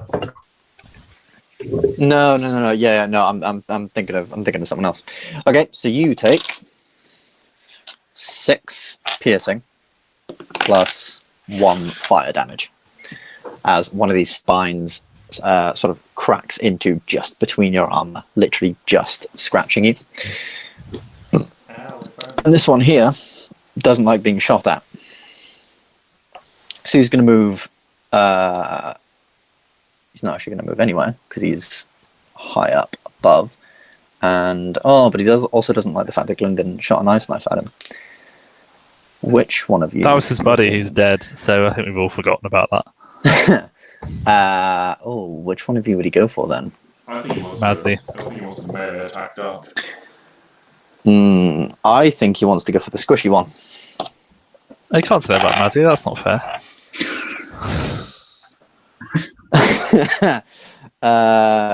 Yeah, Sam does a nat 20 hit. I think I'm getting down. Well, we get to use the injury table. That's fun, isn't it? So that is 4. No, wait, that's 5 damage plus 6 fire. So that's 11. And then doubling the roll, that's 1, 5. So that's 11 plus 6, 17 damage. Oh, I'm down. Gylndan, can you roll me 1d20 to determine your injury? The higher is better, isn't it, from memory? Higher is better. You are fine, I believe. I'm trying to look for the thing we came up with. I thought you were just desperately claiming that higher was better. I didn't realise it actually was. Yeah, because we've only done it once before when I think Doc and I went down to when we were fighting Dragon Dazra, and I think neither of us rolled particularly well, but mine was quite low. I had to actually pay for that in my year out to fix that. Yeah, okay. 14 or something, you just end up with concussion. Yeah. Yeah. You have rolled 16 plus, so no effect on the player. But when magically healed, you currently have a scar. If magically healed, the scar will be removed. Okay. No real effect on you, but unfortunately, you are down. And I found a great thing. Look at that. I took an arrow to the lower back. Taking one of these needles to the back, slamming into your body. And a fun little thing is it's going to attack again. On Gylndan? Yeah. Okay. But he's down. I take 2 death saves from this, don't I? You take 1 death save from this. Oh, 1 death save. One failed death save. Melee attack is 2. Melee attack is a crit, not 2. Yeah, and a crit is then 2. Oh, wow, really? Oh, okay. Yeah. We'll Melee definitely attack is an automatic crit on incapacitated. creature. Wow. All right. So is he attacking me? He is attacking you. Wow. You take 1 piercing damage and 5 fire damage. So I just failed. I just get a death save fail. You get 1 death save fail. Okay. What would What What does he have to do to hit me there? Is my AC lowered or something? I'm just curious. Nope. He just Just any attack on a downed opponent. He gets 2 attacks because that's his thing. And No, I know. I get just that. wanted But if you attack a down person, do you just automatically do damage to them? No. They still have to roll to hit. I believe they might get advantage, but I don't know. I don't think they do. Because I can't defend myself until I'm down. I think, I would have thought you'd get something. And that's why melee attack is an automatic crit on someone that's incapacitated. Because they can't move. Yeah, because you're sort of right above them, just. Yeah. Whereas obviously a ranged attack, it still has to aim. Yeah, makes sense. He's trying to sort of eliminate people from the battlefield. Noticing you go down, but still sort of clinging on. He's like, no, that's not good enough. Chink, another one. Yeah. That's this guy's turn. No, it's this guy's turn. Did I already do this guy's turn? Yeah, Have I already attacked you? Oh, okay. Yeah. Then that's the demon's turn. Yes, I remember now. Mazzy, you're up. Your friend Gylndan has just gone down. Yeah. Next to you with a. If you don't kill these people, and on my next turn I roll a natural 1, I'm dead. No, Dead if then. I don't heal you before your next turn, you're dead if you roll an action. Yeah. So that's all Matt, good. As the only other person with healing and Sam's turn is after yours, Yeah. maybe just some little healy boy stuff. Don't believe it's your turn, Oramis. I mean, I think. why are you telling me what to do? Speaking of free action, Myself, I make my own decisions. But to make my own decision, Save him. which is clearly not influenced by you at all, I'm going to cure wounds Gylndan. Hey. Hey, back up into the fight. Roll for cure wounds. Oh, going to roll at level 2. What an eventful day. If you have a level 2 spell. That is always worth it. imagine the uproar from the fans if You're glad I rolled at level 2. Mazzy decided not to. It's alright, because I'm Come off back now, with I'm one. directly after Mazzy, so. I thought you'd already gone. 9 okay. HP back. Gylndan, you are suddenly awakened as if by magic. This is all in the space of like 12 seconds. So I've gone down, been here, and then all of a sudden I'm up again. I mean, it's technically all in the space of 6 seconds. Oh god. It's like in That's Siege, rough. when you rush into a place, get downed, and then automatically finger boosted back up again. Yeah. It's like I'm down. No, I'm not. Finger boosted out of frost traps. Otherwise, my Yeah, armor that would be On point. yeah, just like that's the frost trap here. Get ready with the finger boost. Any movement, Mazzy? It's not going to make any difference, so no. Excellent. Dokrumir. All right, bonus action, spiritual weapon. Hey, there we go. Roll the damage. Good, sir. 7. This one has. Spiritual weapon is magical, right? It's force damage. Yes. It's force damage, yes. So yes, it is magical. Your spiritual weapon, sort of you seeing how this thing sort of flies through the air, maneuver. You're able to sort of predict where it would move and manage to sort of crack it right in the jaw of it, sort of going up 3rd time's the charm. Anything else on your turn? Yeah, hold action to like boost Oramis off the shield. Awesome. Move over to Gylndan. It is your turn. You've just got back up. These things are still flying in the air. How high is this one in front of Mazzy? This one in front of Mazzy is about 20 foot in the air. So I've run out of spells. And I don't have anything to do. Can I yeet my staff at this thing? I'm really angry. Just yeet my staff like a javelin. Mazzy's kill wounds me. I'm like, for fuck's sake. Yeet this thing. I will allow it as a improvised weapon attack. So just make a straight dexterity check. This is why you need damaging cantrips.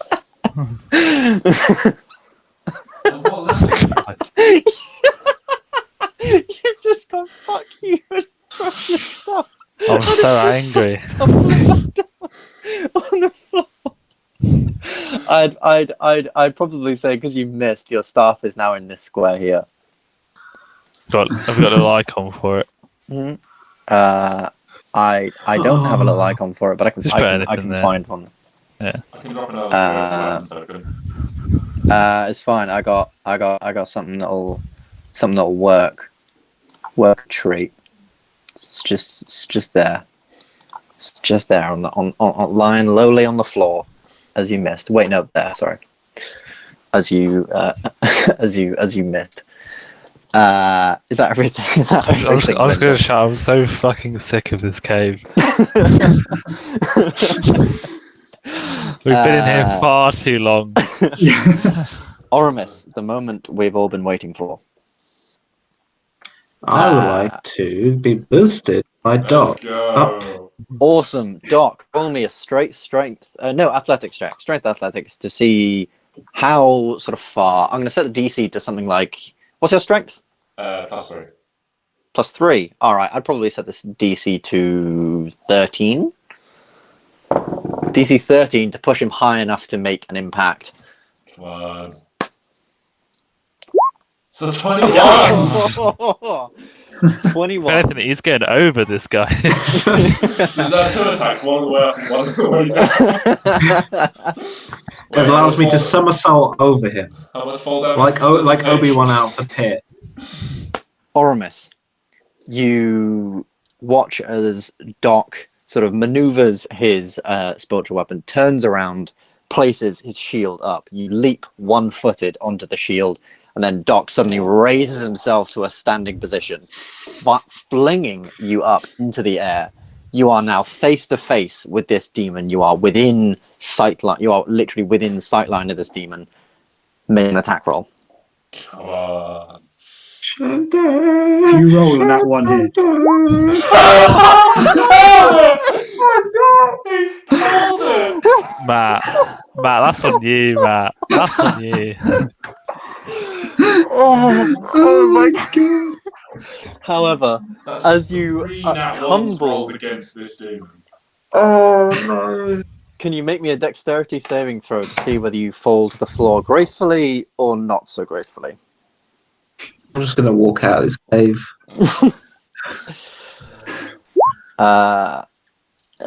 10. Take a stumble. 15 feet, you take 2 damage. 2 bludgeoning damage as you fall on your back. That's a joke. And I'm really, really sorry about this, but he will get an attack of opportunity as you leave his area. What? Oh, we didn't think about that. Can I not use my... Oh, it's not a bonus action to disengage, is it? It is a bonus action to disengage, but I'd argue because you're mid-air, how do you use a bonus action to disengage? Yeah. I'm falling very quickly. I mean, it's an unorthodox method. You're certainly not going to be used to it. It's like trying to hit skeet. I'm not sure whether to allow that or not. I'm thinking. I'm gonna say no because you're in midair, and you only rolled a 10 for the dex. So 10 is still technically a pass. You only took that much damage. No. Just because I think it's gonna be funny. It's alright, Oramis. It's not gonna be funny. I'm sure. If there was ever proof that we needed more training before we faced Tiamat, it was this entire cave, I think. As you fly up to this thing, you swing for him, but unfortunately miss. And as it dodges out of the way, it does manage to poke you with its fork. Can you take 7 piercing damage, please? I'm so sorry. That started really well, and then possibly couldn't have gone much worse. It could have got a It nat. actually would- It could have got a nat 20 on its opportunity. That's true. It would have gone better if JJ hadn't have lifted him in the first place, because then he wouldn't have got the attack of opportunity. So I'm so sorry. I love it. Is that everything, Oramis? Look at his chair. He looks so dumb. yeah, that's everything. Thanks very much. All right. That was even better That's than up there. That's up there with that is up the rope that you climbed in the dungeon, the beams that you climbed in the church. That is definitely up there. the massive robot that you climbed in and he threw you into lava. Will he ever learn? No. Oramis, something inside Oramis in Oramis air. wants to fly. He wants to be an eagle that soars. Oh, I absolutely love it. Though. I absolutely bloody Oh, love I've done images of Oramis in the crow's nest just with his arms out, just like. it. Anyway, we must get on, as we've been in this cave for far too long. Let's just get these That's demons' true. turns quickly out the way. I Because didn't we're expect. missing everything. Three at ones against that demon.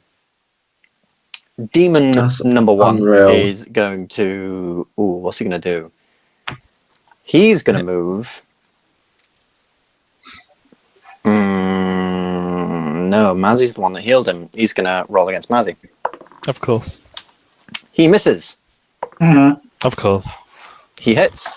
Oh, That's 3 plus 2. That's 5 piercing damage and 1 fire damage. This one here. Not going to go for Oramis, as he's just flown out of his radius, and he can still see all this sort of spirit guardians, Lovely. birds floating around. So he's still going to go for Doc once again. That's a natural 20. Oh, That is 3 plus, that's 6 plus 4. That's 10 piercing damage total from both things, and 2 plus, and 8 fire damage total. Oh no. oh shit! Oh shit! Come again. Oh no. Get that D20 rolled. plan this. Get Well- the Yeah. where is that ticking clock? There it is. Any chance you could self heal? That's a 9. That is a 9. A 9. Oh, I thought you were saying the German word for no in response to Luke. Okay, That's so a a 9. 9 is visible wound to the body, hit point max reduced by 1 for every 24 hours. You don't get that. Greater restoration. Disadvantage on Hey, I've charisma got persuasion. someone with greater restoration. Yeah, there Remember, was a temple in there is a Temple of Inksworth. Apollo in Inksworth. Yeah, but they And if you remember, they didn't have any magic. Like the you Sister overheard What's-Her-Face her was talk. entirely There'll be Heard someone there with about magic, a- surely. You heard her talk about an archbishop. Oh right. Okay. And just as a point of order, in every big city, there will be someone with Okay. greater restoration to heal you. I'm not going to be that harsh and say like you're going Thank to the travel Lord. all the way to the other side of the world to try and find someone. Can you imagine if it was a race in time to see if we could get Doc somewhere before he died? Disadvantage on charisma persuasion, advantage on charisma intimidation, which is basically everything for you right So now. my hit point maximum is that already reduced by 1? Yes. So reduce by 1 right now, and then reduce by 1 any point. Let me just make a note of my actual hit point maximum once it gets.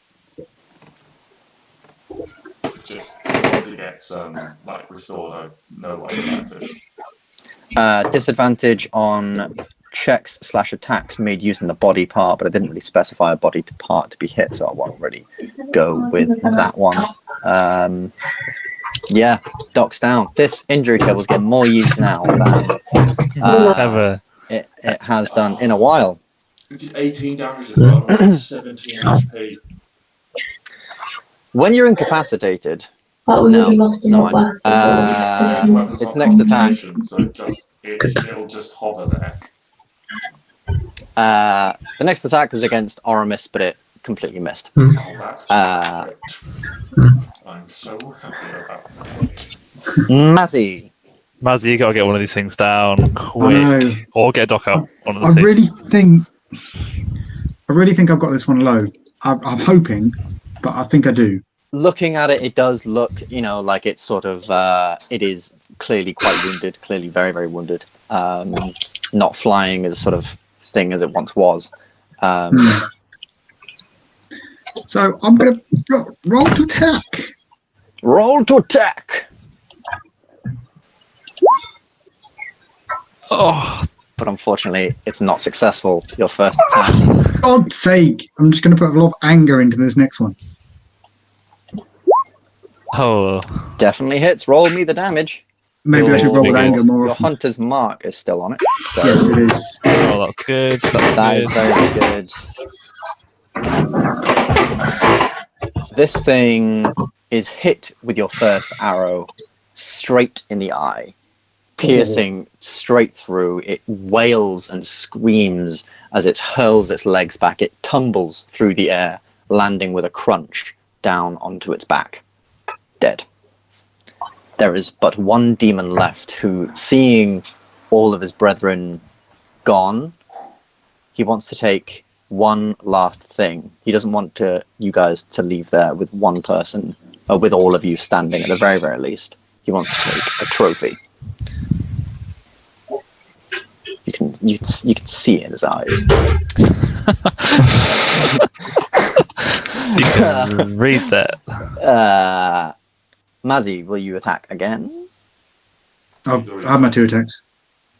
Oh, yes, you have. All right. No, I haven't. Dokrumir, make me a death saving throw. Why? Because Oh, you're my turn. down. Because Yes, yes, it is your turn. You Oh, pass. dear. You have passed one death saving throw. Gylndan, Yeah, I'm gonna come around here and stabilize Doc. make me a medicine check. Medicine check. Okay.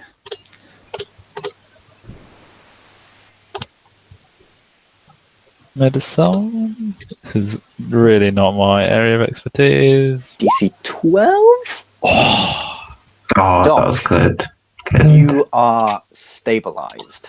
Gylndan manages to remove this dark sort of needle with great precision and effect, wrapping up some of his own robes, or some of your own robes, even tearing off a small piece, wrapping it around the wound, bringing you to somewhat semi-consciousness. Obviously, you're not conscious in terms of you're still down, but just making sure you're still breathing, keeping you in your side, things like that. You are stable. Stick him in the recovery position. Oramis, Oramis, let's get this go, done. buddy. Get this done. Let's go, All right. buddy. It I'm is still lying. about 20 feet in the air.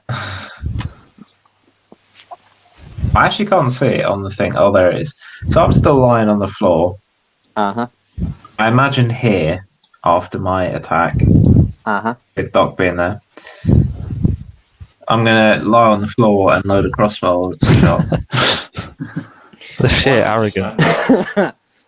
Huh? Why not just stand up? That's the I'm attitude. fed up. He's role playing I'm it fed to a up. T. He's role playing it, lying on the floor. Roll to hit, sir. Hey. Definitely hits. Roll the damage. Thank you. Finish it.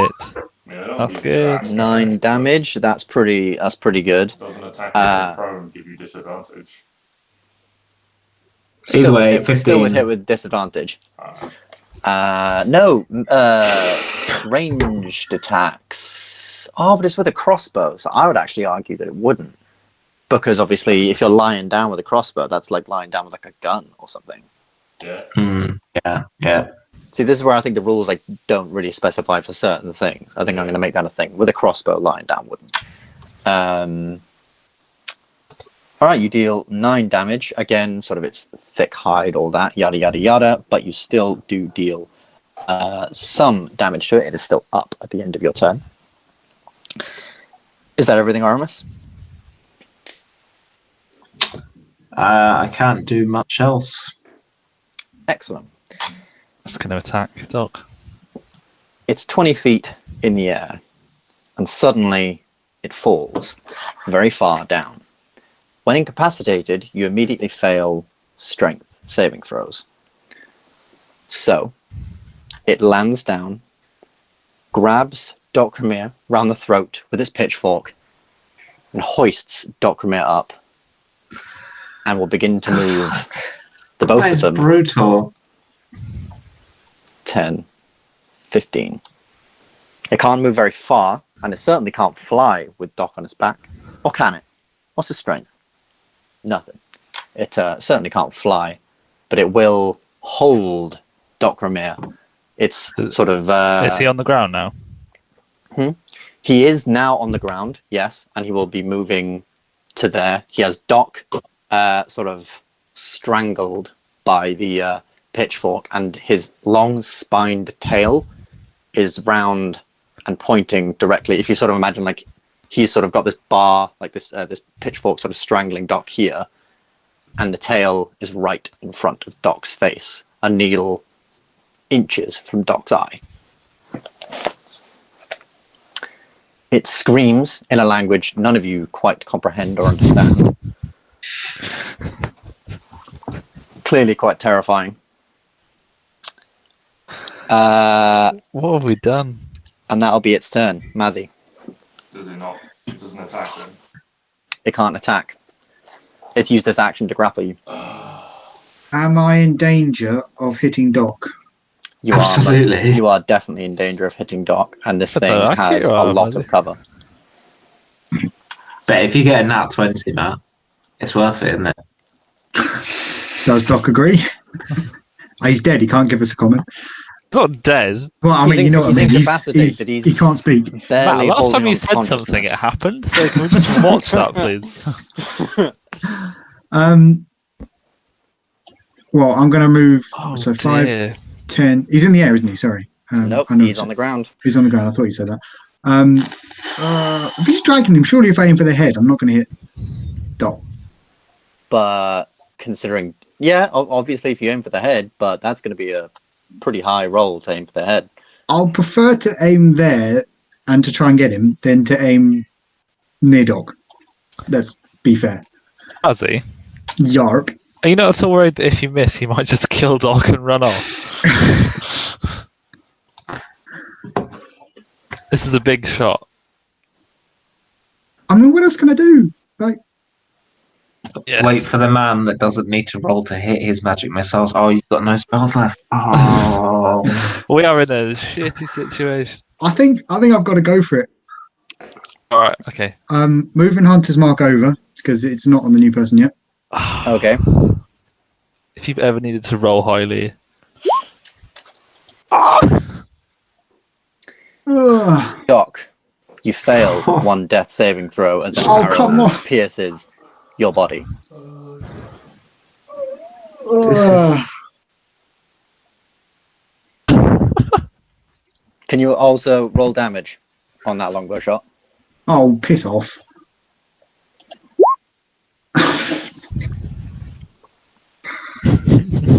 What's the damage roll for? On you. Well, I was incapacitated. I know, but even when you're down, you still count your damage, and if it goes below your hit point max, even if you've passed all of your death saves, you can still die. Oh shit. Oh right, and that damage is cumulative. Yeah, so it goes like minus. So obviously Right. now you're on. well, what minus about you 10. got about a quarter of the way there? That's really good. I don't want to roll I don't want to fire a second shot. Okay. Well, it's just I thought it was you could only die if you took massive damage and went beyond your hit point maximum on an attack. I didn't realize you kept counting after you got incapacitated. You keep counting. I believe. Come on, Mazzy, I believe in you. Can I? Hit me with your best shot. Ba bam bam. Can I technically cure wounds whilst he's still being dragged away? Oh. You certain all. Don't you have to touch to do cure wounds? It is a Yeah, very so good question. I've walked However, up. Chase. I'm going to remind you of the facts.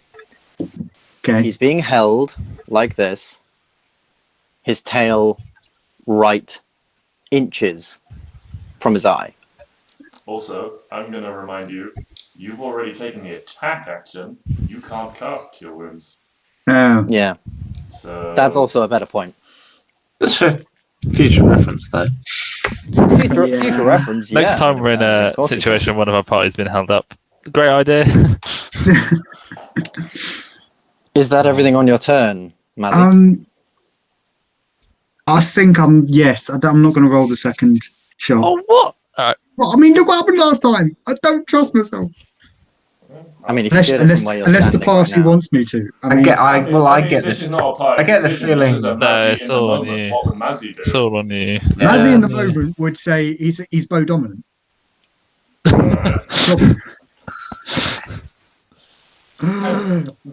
Aren't these all technically ranged attackers? They are. So shouldn't Mazzy have advantage on Ooh. all of these? Oh. 27. This is a very good point. Oh, fuck. This is a very good point. Isn't it only? Let me read it.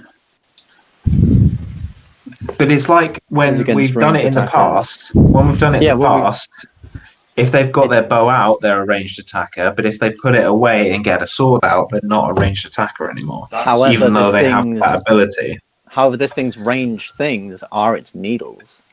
Yeah, it's. But it's not planning on ranged using them weapons for... slash spells. Then Do you it's count that always as a ranged and weapon? always melee then, Well, it depends what's used last. which was his melee. What was grapple. used... Yeah, Yeah, it was melee to so grapple, so I it's would not argue advantage. no. Oh, we keep getting so close to things that might be useful and they're not. Oh. Sorry, You'll have to hurry the rest of your turn, Right. Mazzy. I'm going to apologise if this doesn't go well. Dragon's Revenge appears. Rams into So, the- Mazzy, remember, you are within 10 feet. You'd get disadvantage on the attack. You don't need that. So, Wait. In 10 you're within 10 feet, so you would get disadvantage on the ranged attack. It's only melee range. Um, That's a disadvantage. No, it's... Yeah, if he's within 10 feet of something and does a bow attack, Well, he gets technically, disadvantage. I started there. Can we just say I didn't move? No, it's if he's in melee range, he gets disadvantage. I thought it was within 10 feet. I might be wrong. But You've if someone always can- done disadvantage if you're doing a ranged attack within a certain distance because you can't. You wouldn't use a. Yeah. Do you get disadvantage when within 10 feet on a ranged attack? D&D.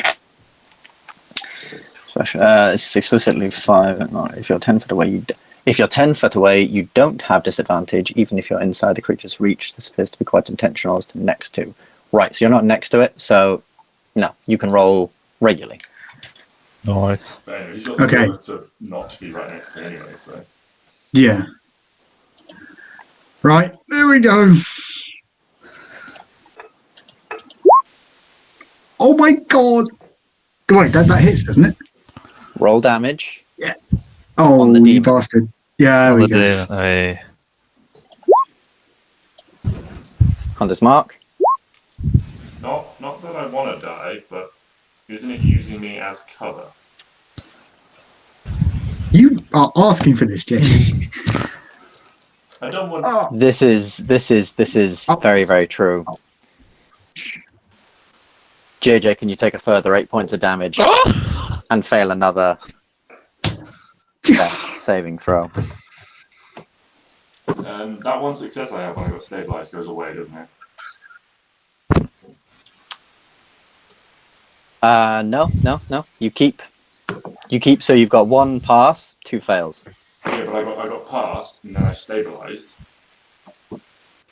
Oh yes, So and then that's- you got fails. and then I got knocked unconscious again. Yeah. So does the success go away because I was stabilized? No. Okay. Because I wasn't brought conscious. Yeah. So you were still unconscious. So yes. Gylndan, Yeah.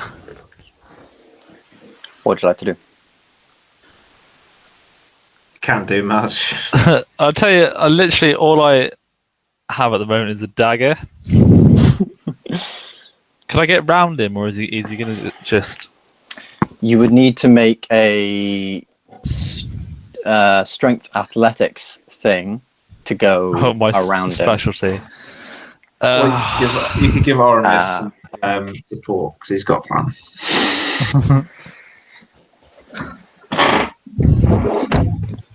I've got to try something, but my original idea was throwing it, but now he's on 2 death saves, 2 fails. I can't throw it because it might kill him. So my only option really is to try and get around the back.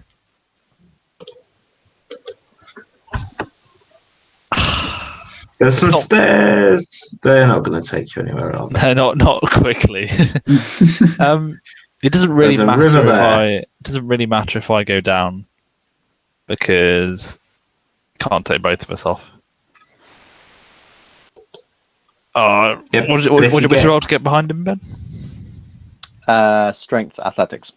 Okay. So How are you getting behind him? I've got the movement. You can move. Yeah, you can move through people's spaces, but if it's a is he not just gonna kill Doc if you come Well, close he can't. to him? He can't because he doesn't have a. He hasn't had a prepared action to do that. You're slightly missing. He hasn't had a turn yet, so he can't have a held action yet. Yeah, and actually, you can move through things' spaces, but you can't leave something's space. So you can't. So you could actually move through his space there. Come again? What, without the strength? You could, yeah, because if you actually think Doc is technically in what the hell is that's my spiritual weapon. All right. If you actually think Doc is spiritual, the weapon is down. Oh my god. So technically, Doc is within his thing. So actually, it was within his circle. So actually, you could move from there to there. Perfectly fine. With I want to try and get around the back, but I'm assuming wherever I go, it's still going to be some sort of disadvantage to hit him with the dagger. Yes. But maybe if you were on one side and someone else is on the other, it might not be. Because obviously it can't look both ways. Okay, can I try shove past then? Yeah. You can just move past. You can nothing required. This is a very tense move past. So if I attack, is there a chance that I could kill Doc?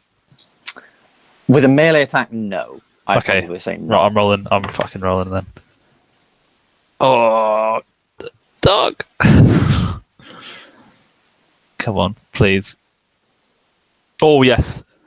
You do hit. Roll damage. 3. Well, it's obviously resistance. That's 1. Yeah. Oh my god. Does it do it? No. This is the guy that had 3 nat 1s. He's quite healthy. I'm down. Oramis. You got advantage, mate. Fucking got you, Doc. Big turn. Big fucking turn. Oh my god, this is... Now, can I make a melee attack with the Shadow Blade and not hit Doc? Yes. Because he's not good. Okay. Because obviously you're in control of where your sword moves. Mazzy wasn't necessarily in control of where his arrow was going because it was so close. Oh, right, well, if you moved into the square below, you would get advantage because it's flanking. Or do I make... But then that might not be enough, but it might be a more chance of hitting. If I use Vicious Mockery, it's a DC 15. It's your decision. Oh, this is so difficult. Oh, Lord. The rolls haven't been going my way tonight, so I'm going to chance the vicious mockery and hope that Is that a bonus action? Yeah. it is an action, I think. I thought it was a bonus action. Might be wrong. It's one action, vicious mockery. All right. Any Intrigue creature save. within range. Roll the damage for vicious mockery. Okay. I don't like your tone right now, Ben. I feel like I'm going to roll and you're just going to go, it has no effect.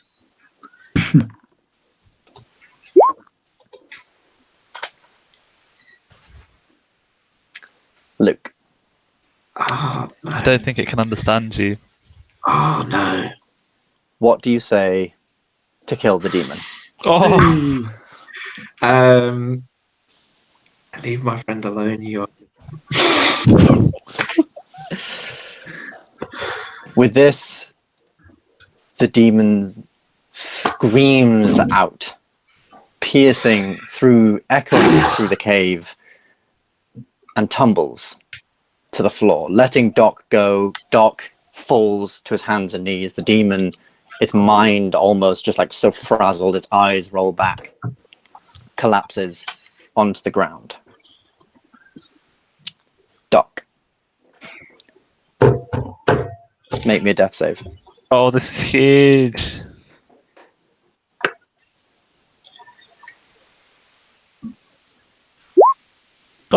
Oh. Doc passes. We are out of initiative. Stabilize them. the Lord. Mazzy, Someone heal get the that bloke. boy up, Right. please. I think, Oh, please be everyone's got big. one attempt to stabilise me basically before. Yep. Well, Oh, actually, Mazzy just queuing actually, wounds you. what's the order? Because the demons just died. Oh, actually, Oramis the is order just gone. is. Then it was you. So Mazzy. Right. Cure Do you wounds. have? Not coming up. Is it because it's over here? Yeah, there it is. At level DOS. Oh, Better. That is Doc. pathetic. Your eyes flutter for a how moment. does this work? You given being feel. on negative HP. Sort So of. if you're healed, it goes straight back to 0 plus Right, okay. that. So you have 12. Oh, Doc, you feel suddenly awakened. You weren't quite sure what was going on before. Oh You my were God. stood up for a moment, and there was screaming and screeching right in your ear. You probably have this muck all over you, this sort of like this ichor, the sweat of this demon, as it was clearly worried about attacking you. You now are up. The cave goes dead quiet. I'm just going to say, you know those two arrow marks you have in you, Doc? Yeah, there was an enemy. There was an enemy archer came along.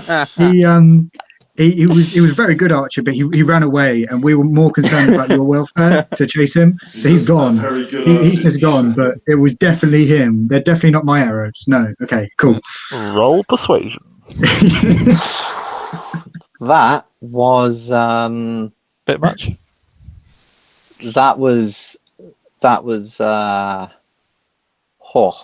I did not expect that to be. I thought it was going to be hard, but I didn't.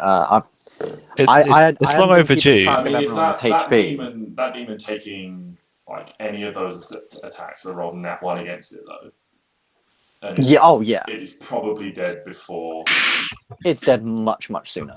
But also, if Oramis didn't quite roll, because it needed 6 to die. You roll below 6, Doc's dead. Hang on, what's the dice damage from Vicious Mockery? It's like 2d4. 2d4. Oh, that was so lucky.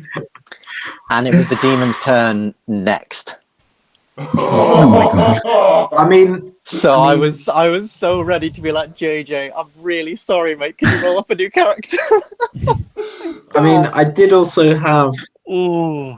my concealed blade in my back pocket as a bonus action.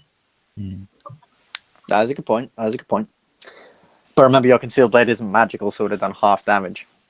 So you would have needed like The 12. sneak attack you'd have got from. Sneak Oh, attack. sneak attack. That's a good point. 3d6. Hypothetically, roll a hidden blade sneak attack now, and let's see if you roll at least 12 damage. Let's have a little look, shall we? Bear in mind, you got to half everything that he rolls.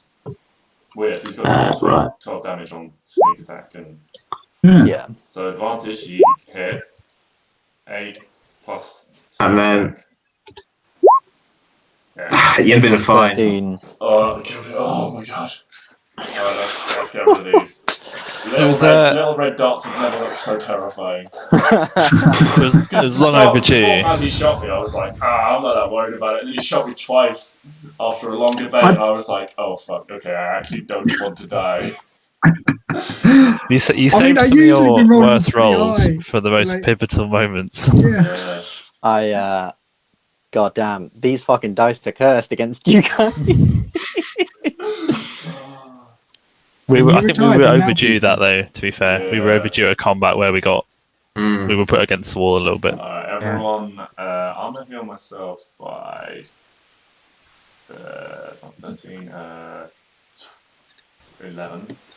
And then everyone else can have what's like 6 each. Who needs it? Thank you. I need it. I mean, I'm only just below half health, so technically I'm happy for everyone else to have it. Well, I'm going back up to 23. I was sweaty. That was, yeah, that was so intense, we haven't even taken a break. No, I know. I thought that about like 10, quarter to 10. Yeah. We got about 15 minutes left. So plow through this cave and just like find everything and. Well, we've got those levers. Yeah. Can I search this body, Ben? Pardon? I search this body. Yes, you search the body. You find a note, firstly, and secondly, you find 3 gold pieces. The note I will put into the. I think moving forward, chaps, we are, well, especially like people, sword wielders, you're going to have to invest in some weaponry that's a bit more effective against demons. We're going to have to get some magic stuff. In this guy's thing. Get back in favour with Apollo, my hammer was magical. Oh. So if I can get that back, then. Just don't, inflict wounds on a friend next time. Also, don't get What's the note say, Ben? 17 HP. Pardon? Is this the note? This is that's helpful. the note that you find on this guy. Oh, let's have a look. There are stairs leading below you. Well, we've got to go and look at the stairs because the note clearly didn't help. Does the river lead anywhere? No, that just leads up into the rocks into a very, very small hole that you can't. It leads upstream, JJ. Thank you. Oh, Ben, for some reason, it's only loaded in half of the note. Can you just fill in the rest of it verbally, please? If it's instructions, it looks like, I don't know, second, third, light the torch is the last thing you do. ST is the beginning, so first, I guess, but there might be more if we look elsewhere. Something is first, something is second, something is third. I'm really getting off that. Oh, there's a dead body in here. Can I investigation? You can indeed.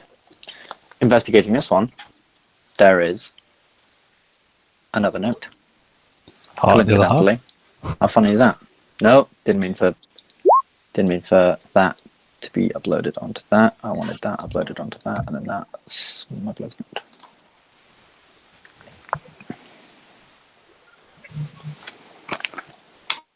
Note 2. Hey, right. Hey. The first lever pull last second. Next to last. Sorry, you go. Is third. Mirrored on second. Oh no, I've involved it already. Never mind. Right, you do it. Pull last.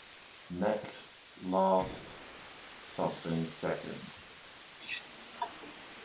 Mirror on. There's 4 lines on that top It looks one. like hit second, One, two. but that makes no sense. Next last hit second. Pull the second to last lever. Pull second. I don't know.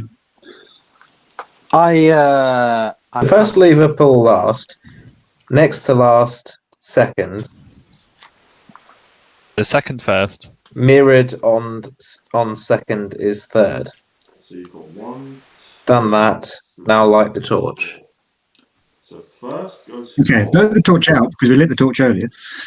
Yeah. So first. So we're only hit. Next to last, pull second. So the third Those one is second. Yeah. Mirrored on second is it that same mirrored? Yes. Yeah. The writing is not friendly. Mirrored on second. So second is third. It's 1, 2, torch, 3, 4. So third is mirrored on second. Yeah. And then yes, third is that makes sense. And so it's 4, 3, 2, 1, and then torch. Okay. Should we go and do it then? Oh, There's nothing else here. Is How there? do we know which one's first? Like, what's the order? I'd of the go pillars? from the left, looking yeah, at I'll it. start with Okay, so what is the order? Ping the order in which you pull the levers. Jetty written it down. So yeah. Let me just go. also Ben, can I quickly? Well, I don't know if it'll matter actually. The flame's still going, isn't it? I lit it earlier. Yeah. I'll just leave it. Okay. Okay. Well, it does say done that, then light the torch. Should we blow it out? I would say put the torch out. Put it out. Yeah. Okay. Snuff the torch out real quick, and then. Okay, so first is this one. Mhm. Then second, this one.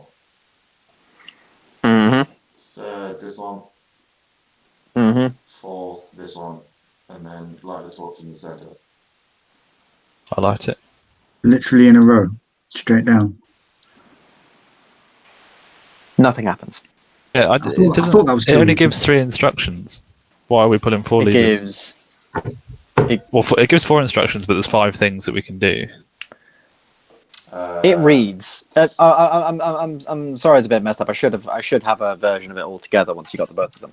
So the first lever, pull last. Next to last is second.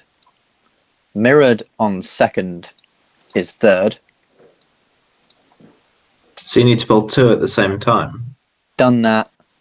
Light the torch. And then obviously there's one left, which you have to pull.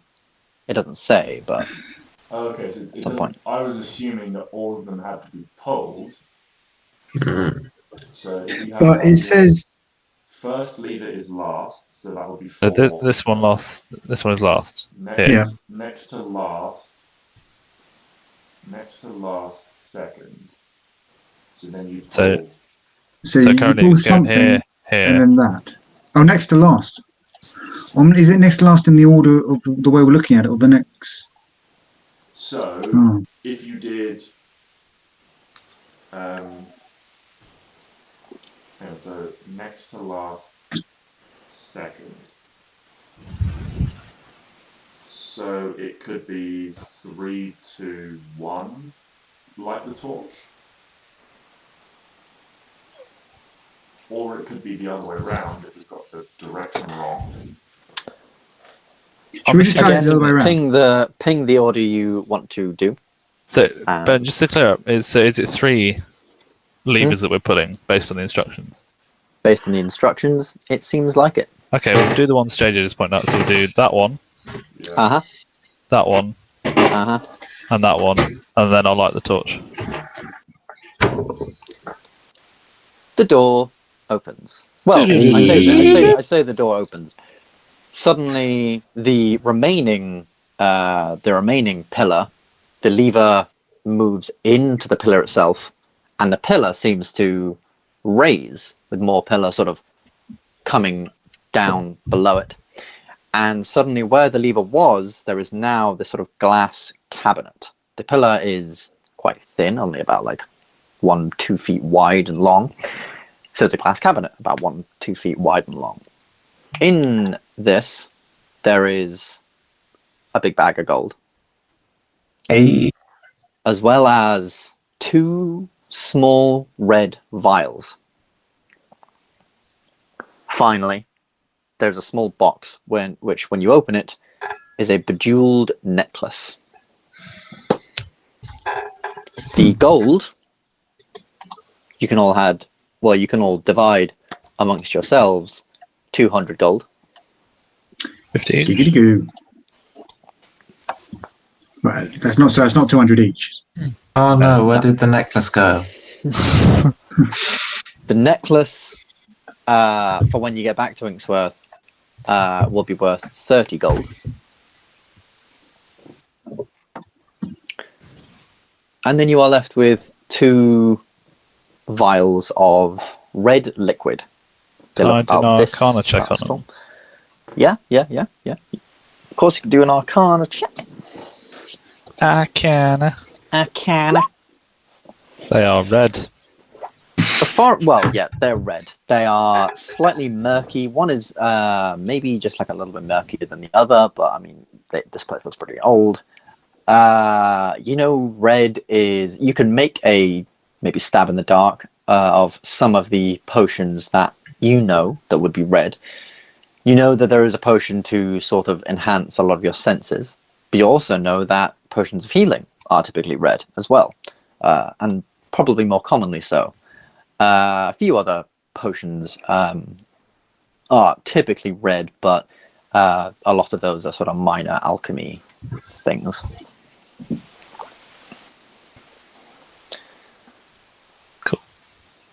Cool. Was it 200 gold each? No, it was 200 gold as a total. Oh, right. 50 each. So that's 50 each. If we're being fair, which I assume we are. Mm.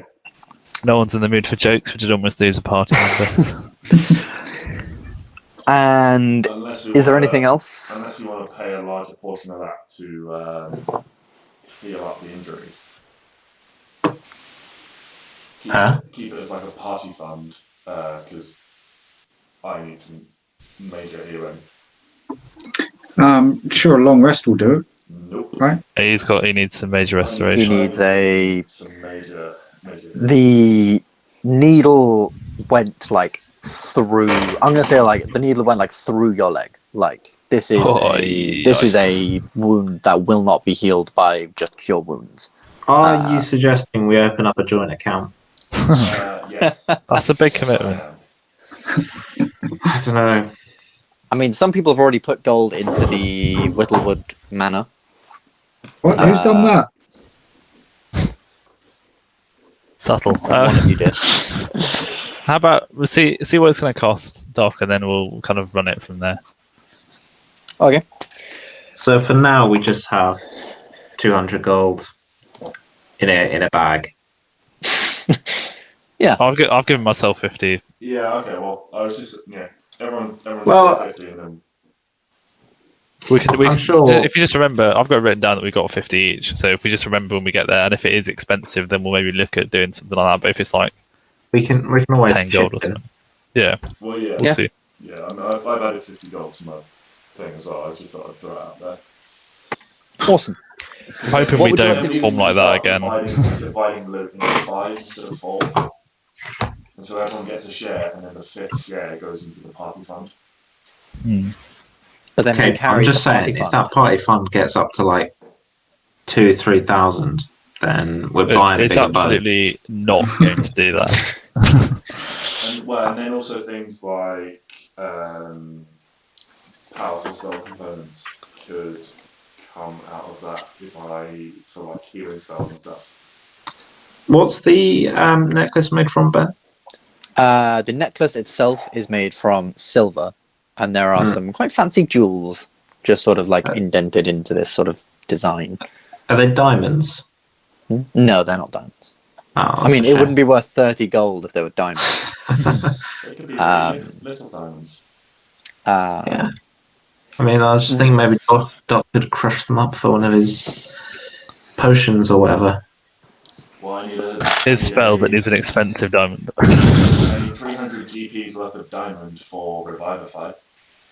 That's the one. And at a higher level, it's a 500 GP diamond for Resurrection. Yeah. Real quick, before we end the session, I'm assuming you guys didn't want to do anything else in this cave. You're going to head back to Inksworth. We're getting out of here. Explore this cave. Yeah, we have. Yes, you have fully explored the cave. On the way out, Yes. I amend the wording in Thieves' Cant on the outside to say Oramis's cave. Like, whatever. Okay. Do you want to invest in this? Absolutely, I want it. This is prime real estate. It's got fantastic view. Would have quite a nice view of the lake, sort of over The Inksworth. stench from the bodies, though. But we can really quick, so that we're not doing it at the start of next session. You can head back to Inksworth. Upon returning to Inksworth, if you were to head to the barracks, Captain Drainan would greet you. I can't remember what his voice is, so I'm not going to do it. He gives you 300 gold total for a job well done. He congratulates you and suggests that Doc probably go see a doctor. Go to the Church of Apollo. Sense of humour. 75 each, isn't it? Yep. 60. Oh no, that's by 5. We're not doing the pie fund yet, are we? Not just yet. And if you return to the Temple of Apollo, upon seeing Doc, Sister Lila immediately sort of rushes over to try and like help him. Oh my god, Cleric Dokrumir, are you all right? Just sort of like carrying him in. Bishop Paulin, Archbishop Paulin, please. And this sort of very, very pious, very tall, slender, bald man walks in wearing these sort of long white robes. Walks in with his hands like this. Yes. Ah, a cleric of Apollo. You look certainly worse for wear, my son. Come in. And he will take you inside and will heal you. He does mention that, obviously, in these trying times, the Church of Apollo, especially with the current religious circumstances, still needs everything that every bit of money that they can get. But being a cleric of Apollo who needs the healing, you will get a substantial refund, substantial discount. Can you give me 20 gold? Pay 20 gold to Bishop Paulin and the church itself to get healed. And kill. Compared to the 50, yeah. 50's not even that bad. I thought it was going to be like a couple hundred. No. All right. But obviously, like, you know, the sort of catch is there's only one archbishop there who can do all the healing. So, yeah. And with that, we can end the session on quite a nice note. Where, Nicer, yeah. With Dokrumir, your leg has now healed up. The hole in your leg has fully sort of healed up. The muscle regaining some strength. Your hit point maximum, unfortunately, is still reduced by 1. That's just a lasting effect now. Wait, that's permanent? That is permanent. Fuck me. That's brutal. There'll be some consequences. I can't get that back up then. No, unfortunately not. Oh, Jesus Christ. I thought I'd get that back once I was healed. Oh, so if you'd have let it drop by like 2 or 3, you wouldn't have got those 2 or 3 back. What do you mean? So it dropped one every 24 hours. 24 hours. Yeah, you wouldn't have got those back. Oh, I mean, it would have been a fool not to take you somewhere after 24 hours, but... That's... Wow, well... Alright, And we can end the session there, with you guys presumably making your way on up to the north for the next session. Well, we've Get got the to boat. We've got to go via the capital. Yes, Right. yes, of course, but obviously... So I want my fucking hammer back. Oh, right. But as we do anyway, don't we? But we also one need to... final little note. Oh, sorry, Luke, you go. No, I was just going to say, before we head off, we need to find a master craftsman. because I'm ordering some statues. Oh, Christ. What about you, Luke? All I right. don't feel particularly worthy. Also, by the way, it's probably about night time by the time you get there, so we can also assume that you guys would go to bed. Have a long rest. Probably take a long rest. Like I said, it took about half a day to walk over to the thing. You guys were in the cave for some substantial amount of time. Half a day to walk back. It's now about night time.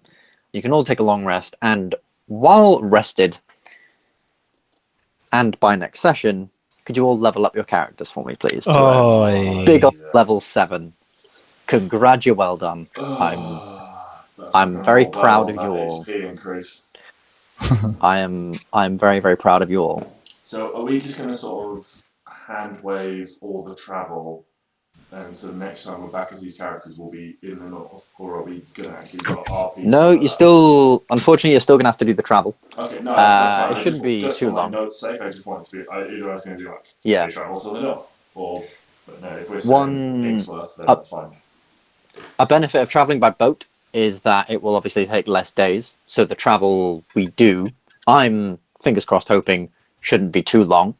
To be fair, I thought you guys would finish this cave by maybe halfway through the session. I was wrong. very wrong. Dice rolls can be a bitch. I mean, it was those demons not coming down to melee attack any of us. That it was was. difficult. Yeah. It was, yeah. And then They Gylndan ran out of spells. One day, staff. the yeet of the staff will work. I promise you. I mean, there is a feature. There's an additional feature in Tasha's Cauldron that allows wizards to swap a cantrip when they level up. If Ben will allow it, then potentially that's something you can look into. Well, I'll have a look. Yeah. It's Have a looky, one of looky. those features, Ben, where it's like ask your DM because they're like extra stuff like that. Yeah, yeah. Um, All right. And I know you said you were thinking of something else for that. Also you said I can take that additional feature from Tasha's on the level. Yes, you can take that additional feature Well, from it won't matter. Tasha's when you Well, when you level up. If anyone wants to, I can do leveling up with them now. Most of you are pretty simple. Like Sam. So everyone just like roll your hit dice once. To see 7 what looks a your bit new HP rubbish is. as a level up, actually. Yeah. So actually, if everyone just rolls a hit dice now, so we can do this real quick. And then add that hit dice onto your max HP. So what dice are we rolling? Your hit dice. So in the middle of your thing. Luke, you get something pretty cool for level 7. Oh, do I? Oh, Yeah. for fucking hell, no, Matt's taking the crit on the hit dice.